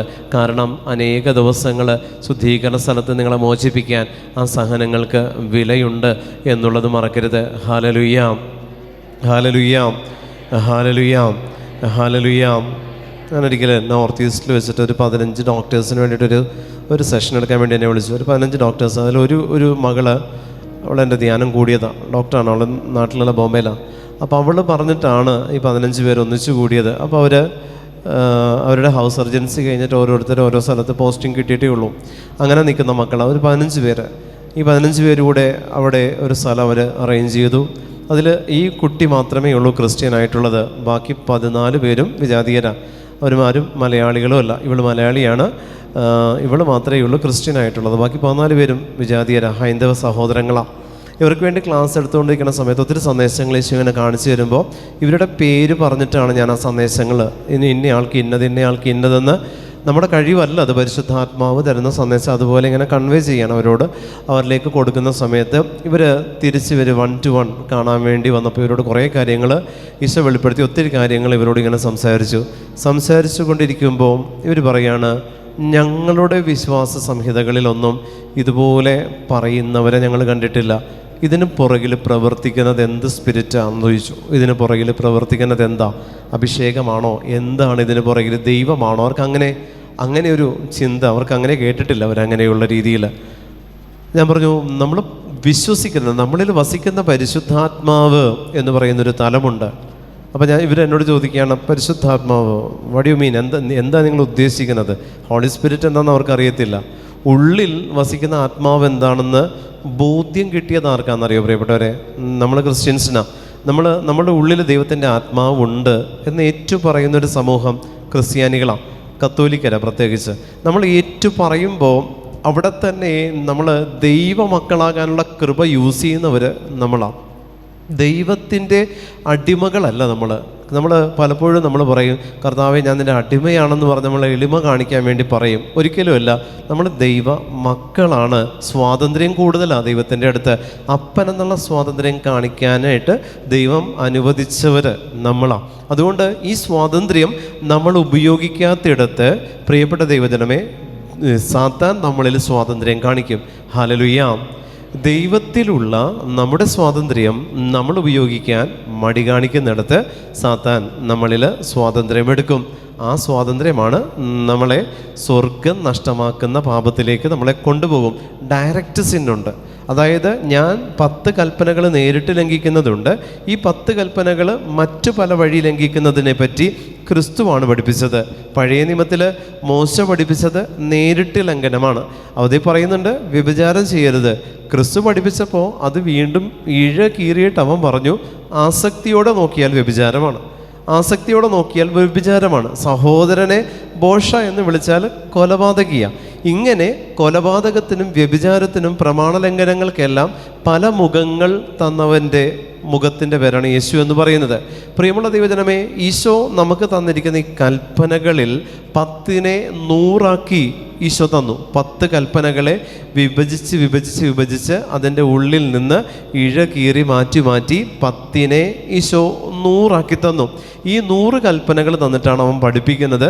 മത്തായി 5 ഇത് തന്നതിന് ശേഷമാണ് ലൂക്കായിലേക്കുള്ള ട്രാവലിൽ ലൂക്ക 15 പറയുന്നത് 100 ആടുകൾ ഉണ്ടായിരിക്കെ ഒരാട് നഷ്ടപ്പെട്ടു. 10 കൽപ്പനകൾ നിങ്ങൾ പഴയ നിയമത്തിൽ നിന്ന് എടുക്കുക, 1 മുതൽ 10 വരെയുള്ള കൽപ്പനകൾ. ഇതിനെ പുതിയ നിയമത്തിലേക്ക് വരുമ്പോൾ 4 സുവിശേഷങ്ങൾ വായിച്ചാൽ അതിനകത്ത് 35 തവണ കർത്താവ് അത്ഭുതങ്ങൾ പ്രവർത്തിച്ചിരിക്കുന്നതായിട്ട് കാണാം. 35 തവണ. ഈ 35 തവണ അത്ഭുതങ്ങൾ പ്രവർത്തിച്ചതുമായിട്ട് കണക്ട് ചെയ്ത് നിങ്ങൾ വായിച്ചു നോക്കിയോ. ഈ 10 കൽപ്പനകൾ കർത്താവ് ഇഴ കീറുന്നുണ്ട്. ഇഴ കീറിയെടുക്കുമ്പോൾ മൊത്തം അതിൻ്റെ കൗണ്ട് എത്തി നിൽക്കുന്നത് 100ആണ്. 4 സുവിശേഷങ്ങൾ എടുത്ത് നോക്കിക്കോ, 100 എണ്ണം വന്ന് നിൽക്കുന്നുണ്ട്. ഈ 100നെ പറ്റിയാണ് ലൂക്കാ 15 ആ കാണാതായ ആടിനെ പറ്റി പറയുമ്പോൾ ഒരു ഇടയൻ എന്ന് പറയുന്നത് ക്രിസ്തു തന്നെ വിശേഷിപ്പിക്കുകയാണ്. 100 ആടുകൾ ഉണ്ടായിരിക്കെ 1 നഷ്ടപ്പെടാൻ പാടില്ല എന്നുള്ളത്. ആമേൻ, ഹല്ലേലൂയ, ഹല്ലേലൂയ. അതിലൊന്ന് നഷ്ടപ്പെടാൻ പാടില്ല പ്രിയപ്പെട്ടവരെ. അപ്പോൾ നഷ്ടപ്പെടുത്തുന്ന രീതിയിൽ നമ്മൾ പറയില്ലേ, ഇത്രയും പ്രാർത്ഥിക്കുമ്പോൾ ഈ ഒരു തെറ്റ് ഈശോ ക്ഷമിക്കും? ഇല്ല. കർത്താവ് നോക്കിയത് എന്താ? 99ൻ്റെ ക്വാളിറ്റി അല്ല ഈശോ നോക്കുന്നത്, മറിച്ച് കർത്താവ് നഷ്ടപ്പെട്ടതിൻ്റെ സങ്കടം മാത്രം പേറുന്ന ദൈവമാണ്. നിങ്ങൾക്കുള്ള ക്വാളിറ്റി ഒന്നും കർത്താവിനെ നിങ്ങൾ ബോധിപ്പിക്കേണ്ട ഈശോയ്ക്ക് അതൊന്നും ആവശ്യമില്ല. കർത്താവ് അത് മൈൻഡ് ചെയ്യുന്നില്ല. നിങ്ങളുടെ കുറവുകളെ ഈശോ നോക്കുന്നുള്ളൂ. കുറവുകളെ തോളത്തെടുത്ത് തിരിച്ചു കൊണ്ടുവന്നവൻ്റെ പേരാണ് കർത്താവായ ഈശോ മിശിഹ. നന്മകളെ കർത്താവ് മാറ്റി നിർത്തി. അതുകൊണ്ടാണ് ഞാൻ ഈ ഒരു ഇന്നത്തെ നമ്മുടെ സെഷൻ തുടങ്ങുന്നതിന് മുമ്പ് ഞാൻ പറഞ്ഞില്ലേ, നിങ്ങൾക്ക് പഠിക്കാൻ പറ്റുമോ? നിങ്ങൾക്ക് പാസ്സാകാം, കർത്താവിനെ വിളിക്കണ്ട. നമ്മൾ പറയില്ലേ, താൻ പാതി ദൈവം പാതി, ചൊല്ലാണ് അത്, വചനമല്ല. അതുകൊണ്ട് തന്നെ അതിൽ കുറേയൊക്കെ കളവും ഉണ്ട് എന്നുള്ളത് നമുക്ക് മനസ്സിലാകും. മുഴുവനും ദൈവത്തിന് വിട്ടുകൊടുത്ത് ജോലി ചെയ്യാതിരിക്കാൻ വേണ്ടി ഉണ്ടാക്കിയ നിയമത്തിൽ പാതി ആരൊക്കെയോ കൂട്ടിച്ചേർത്തത് കൊണ്ടാണ് താൻ പാതി എന്ന് പറയുന്ന അവസ്ഥയിലേക്ക് എങ്കിലും എത്തിയത്. അല്ലെങ്കിൽ മുഴുമടിയനായിട്ട് നമ്മൾ മാറിപ്പോയേനെ. അത്രയേ ഉള്ളൂ. പകുതിയെങ്കിലും എടുക്കാനുള്ള ചാൻസ് നഷ്ടപ്പെടാതിരിക്കാൻ വേണ്ടി തന്ന വചനമാണത്. തന്ന ഒരു ഉപമയാണത്. പ്രിയപ്പെട്ട ദൈവജനമേ, ചൊല്ലുകളിൽ പൊരുൾ കുറവാണ്. നിങ്ങൾ ഒന്ന് ആലോചിച്ച് നോക്കിയേ, മുഴുവനും ദൈവത്തിന് കൊടുത്ത് പകുതി ദൈവത്തിന് കൊടുത്താൽ എനിക്ക് കിട്ടുന്നതിൻ്റെ പകുതി ഞാൻ അതുപോലെ ദൈവത്തിന് കൊടുക്കുന്നവനായിരിക്കണം. സഖ്യവോസ് കൊടുത്തതുപോലെ എൻ്റെ സ്വത്തിൻ്റെ പകുതി ഞാൻ കൊടുക്കുന്നവന് പറയാം താൻ പാതി ദൈവം പാതി എന്ന്. ദൈവത്തിന് നിങ്ങളുടെ ലൈഫിൻ്റെ പകുതി കൊടുത്തിട്ടുണ്ടോ? നിങ്ങൾക്ക് പറയാം താൻ പാതി ദൈവം പാതി എന്ന്. ഇതൊന്നും കൊടുക്കില്ല, പ്രാർത്ഥിക്കുകയില്ല, ഒന്നും ചെയ്യാത്തവൻ എങ്ങനെ പറയും താൻ പാതി ദൈവം പാതി എന്ന്? അപ്പോൾ നമ്മുടെ പ്രാർത്ഥനകളെ നമ്മൾ വഴി മാറ്റി വിടാനുള്ള അടവാണ് സാത്താൻ്റെ. അതുകൊണ്ട് പ്രിയപ്പെട്ട ദൈവജനമേ, നിങ്ങളുടെ പ്രാർത്ഥനകൾ വഴിമാറി പോകാതിരിക്കണമെങ്കിൽ നിങ്ങൾ അധ്വാനിക്കേണ്ട മേഖലകളിൽ നിങ്ങൾ അധ്വാനിച്ചേ പറ്റുള്ളൂ. അതുതന്നെ ഏറ്റവും വലിയ പ്രാർത്ഥനയാണ്. കർത്താവായ ഈശോ മിശിഹ അധ്വാനിച്ചിട്ടാണ് മനുഷ്യവംശത്തെ നേടിയത്. അതുകൊണ്ടാണ് കുരിശിനെ നമ്മൾക്ക് പരിചയപ്പെടാൻ പറ്റിയത്. അധ്വാനിച്ച് നേടിയവനാണ് കർത്താവായ ഈശോ മിശിഹ. ദൈവത്തിന് എത്ര വഴികളുണ്ട് പ്രിയപ്പെട്ടവരെ ലോകത്തിന് നേടാൻ. പക്ഷേ ആ വഴികളൊന്നും ഉപയോഗിക്കാതെ വഴിയും സത്യവും ജീവനും എന്ന് പറയുന്ന ഒരു വഴിയിലൂടെ അവൻ ചരിച്ചില്ലേ. വഴിയെന്ന് പറയുന്നതും സത്യമെന്ന് പറയുന്നതും ജീവൻ എന്ന് പറയുന്നതും പ്രിയപ്പെട്ട ദൈവജനമേ, കർത്താവായ ദൈവം എന്ന് പറയുന്ന ത്രിയേക ദൈവത്തിൻ്റെ അവസ്ഥകൾ തന്നെയാണ്. അപ്പോൾ വഴി എന്ന് പറയുന്നതിലേക്ക് നമ്മൾ കൊണ്ടുവന്ന് നിർത്തുന്നത് എന്താ? യേശുവിൻ്റെ ചരിത്രം നിങ്ങൾ എടുത്തു നോക്കിക്കോ. വഴിയിൽ വെച്ചാണ് മിക്കവാറും സൗഖ്യങ്ങൾ യേശുവിനെ തേടി എത്തിയിരിക്കുന്നത്. വഴിയിൽ വെച്ച് കിട്ടിയ സൗഖ്യങ്ങളാണ് ബഹുഭൂരിപക്ഷവും. യേശുവിൽ വഴിയിലാണ് കർത്താവിനെ അന്ധയാചകന്മാർ കണ്ടെത്തിയത്. യേശു നടന്നു പോയപ്പോൾ രക്തസ്രാവക്കാരി വരുന്നത്, യേശുവിനോട് സഹായം ചോദിച്ച് കുറേ പേര് കാത്തു നിന്നത്, ഗ്രാമത്തിലേക്ക് പ്രവേശിച്ചപ്പോൾ അന്ധനെ ഗ്രാമത്തിന് വെളിയിലേക്ക് കൊണ്ടുവന്നു. ഇങ്ങനെ വഴിയിൽ വെച്ച് കിട്ടിയ സൗഖ്യങ്ങളാണ് ബഹുഭൂരിപക്ഷവും. ഇത് ഒരു വഴിയാണോ പ്രിയപ്പെട്ടവരെ? ഒരു വഴി. നമ്മളിപ്പോൾ ഇവിടെ നിന്ന് കൊച്ചിക്ക് പോകുമ്പോൾ ഞാൻ കാണുന്ന റോഡല്ല ആ ഒരു വഴി എന്ന് പറയുന്നത്. അതിനകത്തുള്ളൊരു സ്പിരിച്വൽ മീനിങ് ഉണ്ട് പ്രിയപ്പെട്ടവരെ. അതായത് ക്രിസ്തുവിലൂടെ സ്വർഗത്തിലേക്കെന്ന് പറയുന്ന വഴിയിൽ കണ്ടുമുട്ടുക എന്നുള്ളതാണ്. വഴിയിൽ വെച്ച് അന്ധയാചകരും മൂമനും ബദിരനും എല്ലാം യേശുവിനെ തൊടുന്നതും യേശു തൊടുന്നതുമെല്ലാം വഴിയിൽ വെച്ച് കാണാൻ പറ്റണം. വഴി എന്ന് പറയുന്നത് സ്വർഗവും ഭൂമിയും തമ്മിൽ കണക്റ്റ് ചെയ്യുന്ന നിങ്ങളുടെ ജീവിതം യേശു നാമത്തിൽ പറയട്ടെ വഴിയാണ്. അത് വഴിയാണ്. ഈ വഴിയിൽ സത്യം എന്ന് പറയുന്നത് നിങ്ങളുടെ ഉള്ളിൽ വസിക്കുന്ന ദൈവത്തിൻ്റെ പരിശുദ്ധാത്മാവാകുന്ന അവൻ തന്നെയാണ്. ജീവൻ എന്ന് പറയുന്നത് നിങ്ങൾ പ്രാപിക്കേണ്ട നിത്യജീവനുമാണ്. ഹല്ലേലൂയ, ഹല്ലേലൂയ, ഹല്ലേലൂയ. കോപിക്കാം, എന്നാൽ പാപം ചെയ്യരുത്. നിങ്ങളുടെ കോപം സൂര്യൻ അസ്തമിക്കുന്നത് വരെ നീണ്ടുപോകാതിരിക്കട്ടെ. കോപിക്കാം, എന്നാൽ പാപം ചെയ്യരുത്. കോപിക്കാം, കർത്താവ് പെർമിഷൻ തന്ന കോപത്തിൻ്റെ പ്രത്യേകത എന്താണ്? യേശുവിൻ്റെ കോപം നമ്മൾ ബൈബിളിൽ കാണുന്നത് ദേവാലയ ശുദ്ധീകരണത്തിൻ്റെ സമയത്ത് മാത്രമേ യേശു കോപിച്ചു എന്ന് പറയുന്നത്. ആ കോപം എന്താ? അവിടുത്തെ ആലയത്തെക്കുറിച്ചുള്ള തീഷ്ണത എന്നെ വിഴുങ്ങിക്കളയും. അതാണ് യേശുവിൻ്റെ കോപം. തീഷ്ണതയാണ് കോപമായിട്ട് മനുഷ്യരോട് അവൻ പ്രകടിപ്പിച്ചപ്പോൾ അതിൽ മേശകളും പ്രാവും എല്ലാം ചിതറിക്കപ്പെടുന്നുണ്ട്. കോപം മനുഷ്യരിലേക്ക് ആളിക്കത്തിയപ്പോൾ പ്രിയമുള്ളവരെ, കർത്താവിന് കോപിക്കാവുന്ന മറ്റു പല സന്ദർഭങ്ങളുണ്ട്. മുഖത്ത് കാറ് തുപ്പിയപ്പോഴും താടിമീശ പറിച്ചപ്പോഴും ഇത്രയേറെ പീഡകൾ സഹിച്ചപ്പോഴും ചെയ്യാത്ത തെറ്റിന് കർത്താവിന് കോപിക്കായിരുന്നു. അവിടെ ഈശോ കോപിക്കുന്നില്ല. ഇവിടെയാണ് യേശുവും നമ്മളും തമ്മിലുള്ള വ്യത്യാസം. ഇവിടെ ഈ വചനത്തിൽ നമ്മളോട് പറയുന്നു, സൂര്യൻ അസ്തമിക്കുന്നത് വരെ കോപം നീണ്ടുപോകരുത്. എന്തുകൊണ്ടാണ്? കോപം എന്ന് പറയുന്നതിൻ്റെ പ്രത്യേകത എന്താ പ്രിയപ്പെട്ടവരെ? 3 തലങ്ങളാണ് നമുക്ക്: ആത്മാവും മനസ്സും ശരീരവും. ഈ 3 തലങ്ങളിൽ 3നെയും ഒരുപോലെ ബാധിക്കുന്ന വികാരമാണ് കോപം. മനസ്സിൽ രൂപപ്പെട്ട് ഹൃദയത്തിൽ സൂക്ഷിച്ചിട്ട് ശരീരം പ്രകടിപ്പിക്കുന്നതിൻ്റെ പേരാണ് കോപം എന്ന് പറയുന്നത്. മനസ്സിലാണ് കോപം ആദ്യം രൂപപ്പെടുന്നത്. മനസ്സിൽ രൂപപ്പെട്ട കോപം ശരീരത്തിൽ ഞാനത് കീപ്പ് ചെയ്യും. ഹൃദയത്തിൽ ഞാനത് കീപ്പ് ചെയ്യും. മനസ്സിൽ ആദ്യം എനിക്ക് കോപം തോന്നി, ഞാനത് ഹൃദയത്തിൽ കീപ്പ് ചെയ്ത് എൻ്റെ ശരീരം ഒരുപക്ഷെ സംസാരത്തിലൂടെയോ പ്രവൃത്തിയിലൂടെയോ അത് പ്രകടിപ്പിക്കുമ്പോൾ എൻ്റെ 3 അവസ്ഥകളിൽ ഈ കോപത്തിനെ ഞാൻ ക്ഷണിച്ചു വരുത്തി. സൂര്യൻ അസ്തമിക്കുന്നതിന് മുൻപ്, അതായത് പ്രകാശം ഇരുട്ടിന് വഴി മാറുന്നതിന് മുൻപ് കോപം നീക്കണം. അതായത് അന്ധകാരം വ്യാപിച്ചു കഴിയുമ്പോൾ അന്ധകാര ശക്തികൾ ചാർജ് എടുക്കുന്നുണ്ട്. അന്ധകാരം വ്യാപിച്ചു കഴിയുമ്പോൾ അന്ധകാര ശക്തികൾ ലോകത്തിൽ ചാർജ് എടുക്കുന്നുണ്ടെങ്കിൽ എൻ്റെ കോപം ഈ അന്ധകാര ശക്തികളിലേക്ക് പകരപ്പെട്ട് കഴിഞ്ഞാൽ, പ്രിയപ്പെട്ട ദൈവജനമേ, അതിൻ്റെ തലം മാറി. അത് കോപം അല്ലെങ്കിൽ പാപം എന്നുള്ള തലത്തിൽ നിന്ന് രോഗം എന്നുള്ള തലത്തിലേക്ക് ഉയർത്തപ്പെടുന്നപ്പോഴാണെന്നറിയോ? വിശുദ്ധ കുമ്പസാരത്തിൽ ഏറ്റുപറയാത്ത സകല പാപങ്ങളും എന്നിൽ പാപമായിട്ട് നിലനിൽക്കുന്നത് രാത്രി വരെ മാത്രമേ ഉള്ളൂ. രാത്രി കഴിഞ്ഞാൽ പാപം രോഗം എന്ന് പറയുന്ന അവസ്ഥയിലേക്ക് കൺവേർട്ട് ചെയ്യപ്പെടും. ഈ കൺവേർട്ട് ചെയ്തപ്പെട്ട പാപം, ഇപ്പോൾ ഇന്ന് ഞാൻ വലിയൊരു പാപം ചെയ്തു, വൈകിട്ട് വരെ എനിക്ക് കുമ്പസാരിക്കാൻ ദൈവം അവസരം തന്നു, ഞാൻ കുമ്പസാരിച്ചില്ല. ഈ പാപം എന്നിൽ നിൽക്കെ ഈ പാപത്തോടു കൂടെ ഞാൻ കിടന്നുറങ്ങി. പാപത്തിൽ കിടന്നുറങ്ങിയെന്നല്ല, പാപത്തോടു കൂടെ ഞാൻ കിടന്നുറങ്ങുമ്പോൾ എന്നോടൊത്ത് സഹിച്ചതും എന്നോടൊത്ത് കഴിഞ്ഞതും എന്നോടൊത്ത് ചെലവഴിച്ചതുമായിട്ടുള്ള അരൂപിയാണ് എന്നോടുകൂടെ കിടന്നുറങ്ങുന്നത്. അത് അതിൻ്റെ അടുത്ത തലത്തിലേക്ക് ട്രാൻസ്ഫോം ചെയ്യും. അതിൻ്റെ അടുത്ത തലമാണ് രോഗാണുക്കൾ എന്ന് പറയുന്ന അവസ്ഥയിലേക്ക് പോയി ഈ രോഗാണുക്കൾ എൻ്റെ ശരീരത്തിലേക്ക് വരാനുള്ള ടൈമാണ്. പിന്നീട് അങ്ങോട്ട് എത്ര ഞാൻ ഈ കുമ്പസാരത്തെ നീട്ടിവെക്കുന്നുവോ അതനുസരിച്ച് ഇത് രോഗം, ഇത് ഓരോരോ ക്യാൻസർ സെൽസായിട്ടോ ട്യൂമറായിട്ടോ അല്ലെങ്കിൽ കിഡ്നി, ലിവർ, നമ്മുടെ ഇൻറ്റേർണൽ ഓർഗൻസിൽ എവിടെയെങ്കിലുമൊക്കെ ഇതിങ്ങനെ മാനിഫെസ്റ്റ് ചെയ്യും. അവിടെ വന്നിരിക്കും. എവിടെയാണോ നമ്മൾ വീക്ക് അവിടെ ഇത് മാനിഫെസ്റ്റ് ചെയ്യും. നമ്മൾ കണ്ടിട്ടില്ലേ, തലമുറയിൽ അപ്പൂപ്പന്മാരെല്ലാം ഒരേ കാരണം കൊണ്ട് മരിക്കുന്നു. അപ്പം മരിച്ചത് അറ്റാക്ക് വന്ന്, അപ്പൂപ്പൻ മരിച്ചത് അറ്റാക്ക്, അതിൻ്റെ അപ്പം മരിച്ചത് അറ്റാക്ക്, ഞാൻ മരിക്കുന്നത് അറ്റാക്ക്, എൻ്റെ മകൻ ഇങ്ങനെ എല്ലാവരും ഒരേ കാരണത്താൽ മരിക്കുന്നുണ്ടെങ്കിൽ അതിൻ്റെ അർത്ഥം എന്താ? ആ ഒരു സ്പിരിറ്റ്, ആ ഒരു അരൂപി എവിടെയാണ് മാനിഫെസ്റ്റ് ചെയ്തിരിക്കുന്നത്? അവൻ്റെ ഹാർട്ടിലാണ്. ഹാർട്ടിനെ ബ്ലോക്കാക്കി എന്ന് നമ്മൾ പറയും. ഹാർട്ടിന് ബ്ലഡ് വെസൽസ് ബ്ലോക്കായി. എന്തുകൊണ്ടാണ് ബ്ലോക്കാകുന്നത്? കൊഴുപ്പ് കൂടി. കൊഴുപ്പെന്താ? വെറുപ്പ് കൊഴുപ്പായിട്ട് മാറി. കൊഴുപ്പ്, പ്രിയപ്പെട്ട ദൈവജനമേ, നമ്മുടെ ഉള്ളിൽ അടിഞ്ഞു കിടക്കും. നമ്മുടെ രക്തചംക്രമണ വ്യവസ്ഥയെ ബാധിക്കും.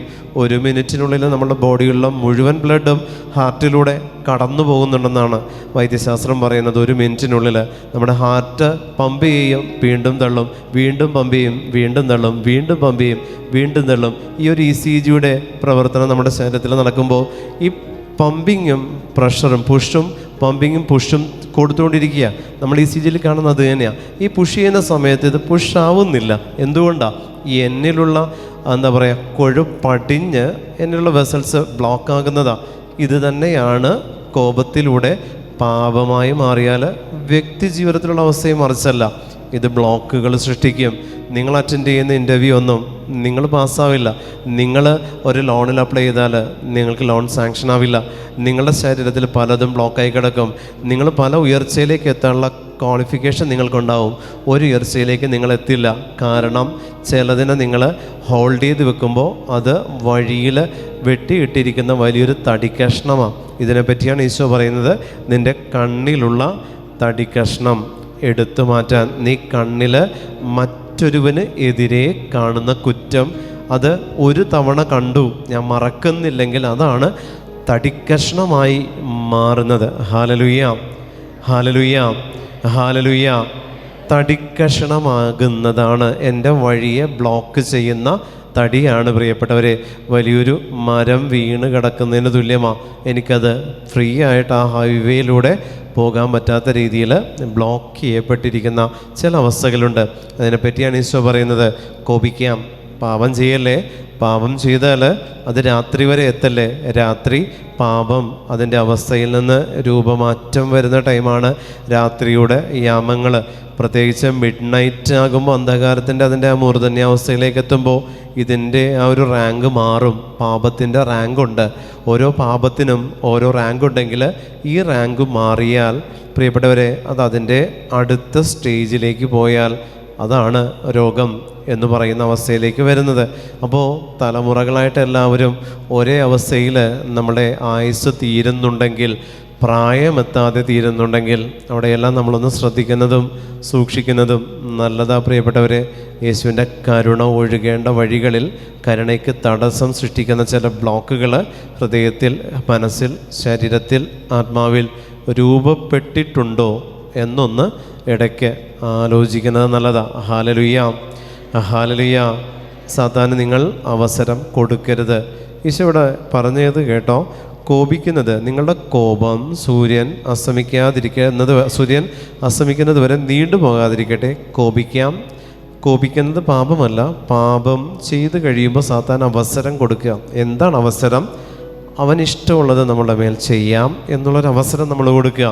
അവിടെയും ദൈവത്തിൻ്റെ പരിശുദ്ധാത്മാവ് നിറയാനുള്ള ചാൻസാണ് ബ്ലോക്കാവുന്നത്. അവിടെയും ദൈവത്തിൻ്റെ പരിശുദ്ധാത്മാവ് നിറയാനുള്ള ചാൻസാണ് ബ്ലോക്കാവുന്നത്. ശിഷ്യന്മാരെ എടുത്ത് നിങ്ങൾ 12 പേർക്കും ഈശോ പരിശുദ്ധാത്മാവിനെ കൊടുത്തില്ല. തന്നോട് കൂടെ നടന്ന കാലഘട്ടത്തിലൊന്നും 12 പേർക്കും പരിശുദ്ധാത്മാവിനെ കൊടുത്തില്ല. പകരം അവർക്ക് കൊടുത്തത് എന്താണ്?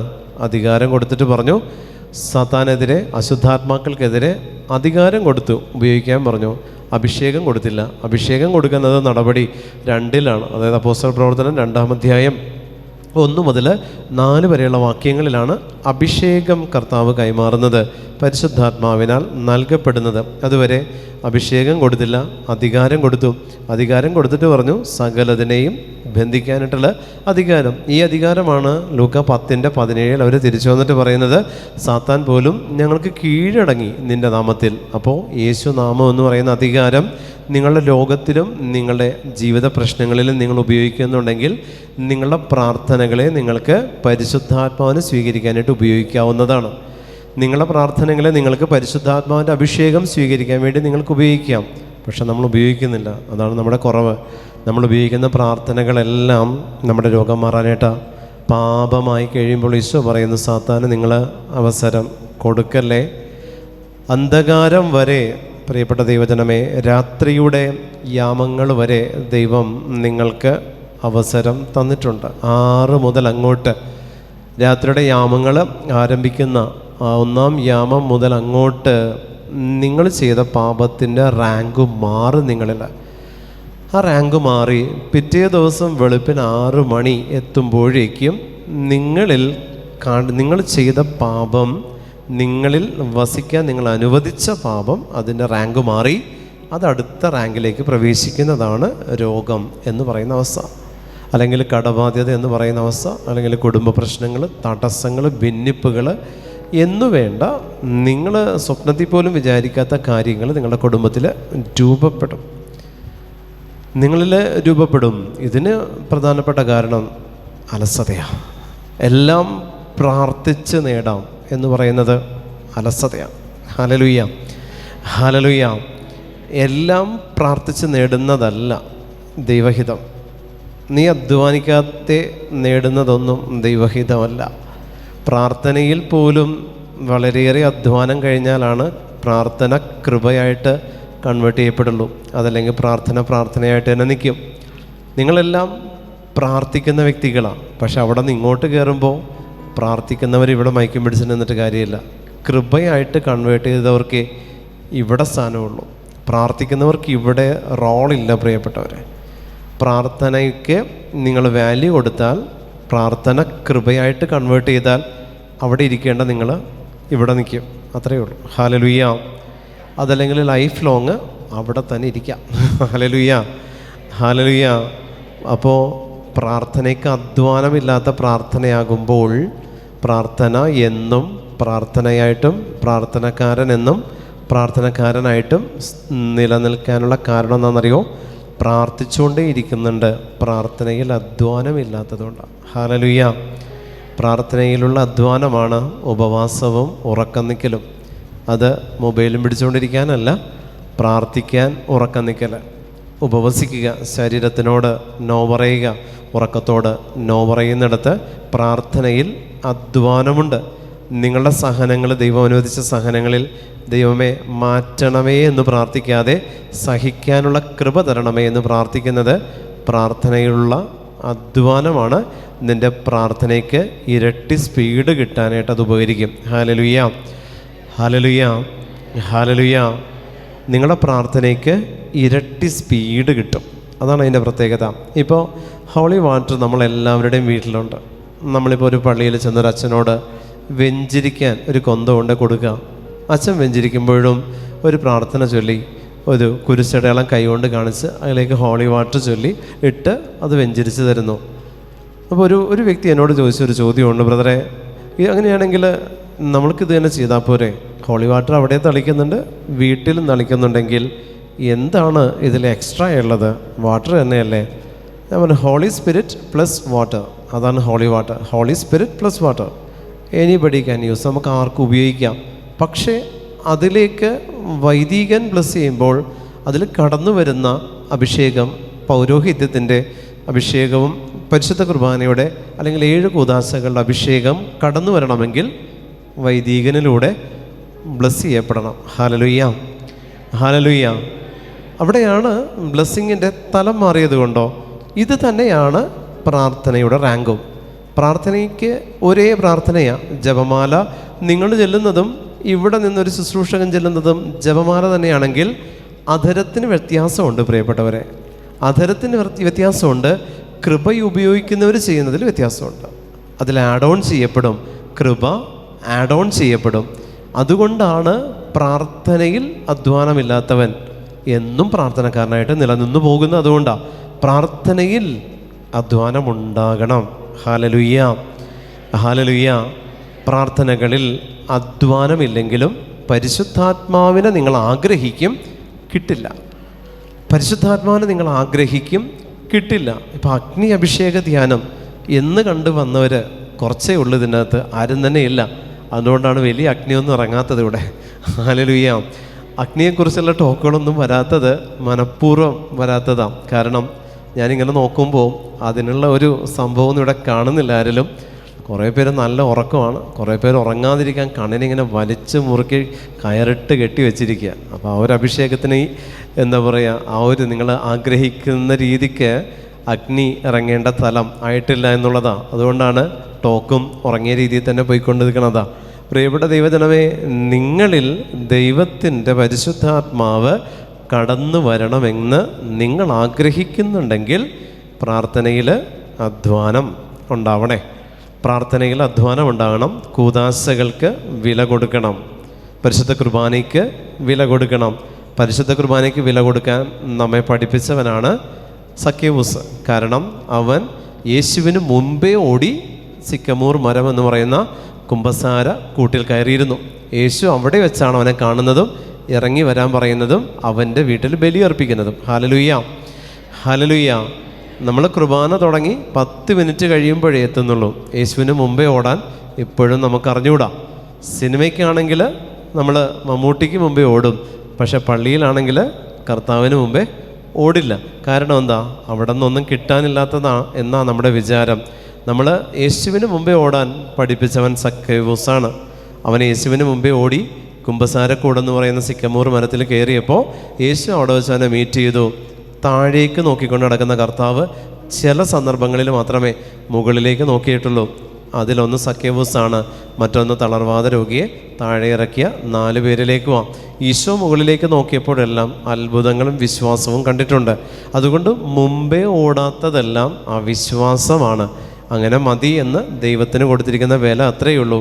ഇത് പ്രാർത്ഥനയിൽ അധ്വാനമില്ലാത്തത് കൊണ്ടാണ്. പ്രാർത്ഥനയിൽ അധ്വാനമില്ലാത്തവൻ്റെ പ്രവൃത്തികളെ കർത്താവ് മാനിക്കില്ല. പ്രിയപ്പെട്ടവരെ, നിങ്ങളുടെ പ്രാർത്ഥനയിൽ അധ്വാനം ഉണ്ടാവണം. ഹല്ലേലൂയ, ഹല്ലേലൂയ, ഹല്ലേലൂയ, ഹല്ലേലൂയ, ഹല്ലേലൂയ. എനിക്ക് പരിചയമുള്ളൊരു വ്യക്തി 3000 കൊന്ത ചൊല്ലിക്കൊണ്ടിരിക്കുക. ഈ 3000 കൊന്ത ചെല്ലുമ്പോൾ ഇത്ര ദിവസത്തിനുള്ളിൽ ഈ മാസം കംപ്ലീറ്റ് ചെയ്യും. 2-3 മാസം കൊണ്ട് 3000 കൊന്ത.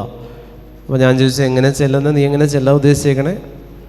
ചെല്ലുന്ന സമയത്തെല്ലാം ജപമാല, ഇപ്പോൾ നമുക്ക് വഴിയെ നടന്നു പോകുമ്പോൾ ചെല്ലാം, ഇരുന്നുകൊണ്ട് ചെല്ലാം, ജോലിയുടെ ഇടയിലും കൊന്ത കയ്യിൽ പിടിച്ച് ചെല്ലാം. പക്ഷെ ഇത് പരിശുദ്ധ അമ്മയുടെ തിരുസ്വരൂപത്തിന് മുൻപിലിരുന്ന് മാത്രം ചൊല്ലും. എങ്ങാനും ഒന്ന് കൈ അഴുക്കായാൽ പിന്നെ ആ ജപമാല മാറ്റി കൈ കഴുകിയിട്ട് വന്നിട്ട് ചൊല്ലും. വില കൊടുത്ത് ചൊല്ലുന്ന രീതിയാണത്, പ്രിയപ്പെട്ടവരെ.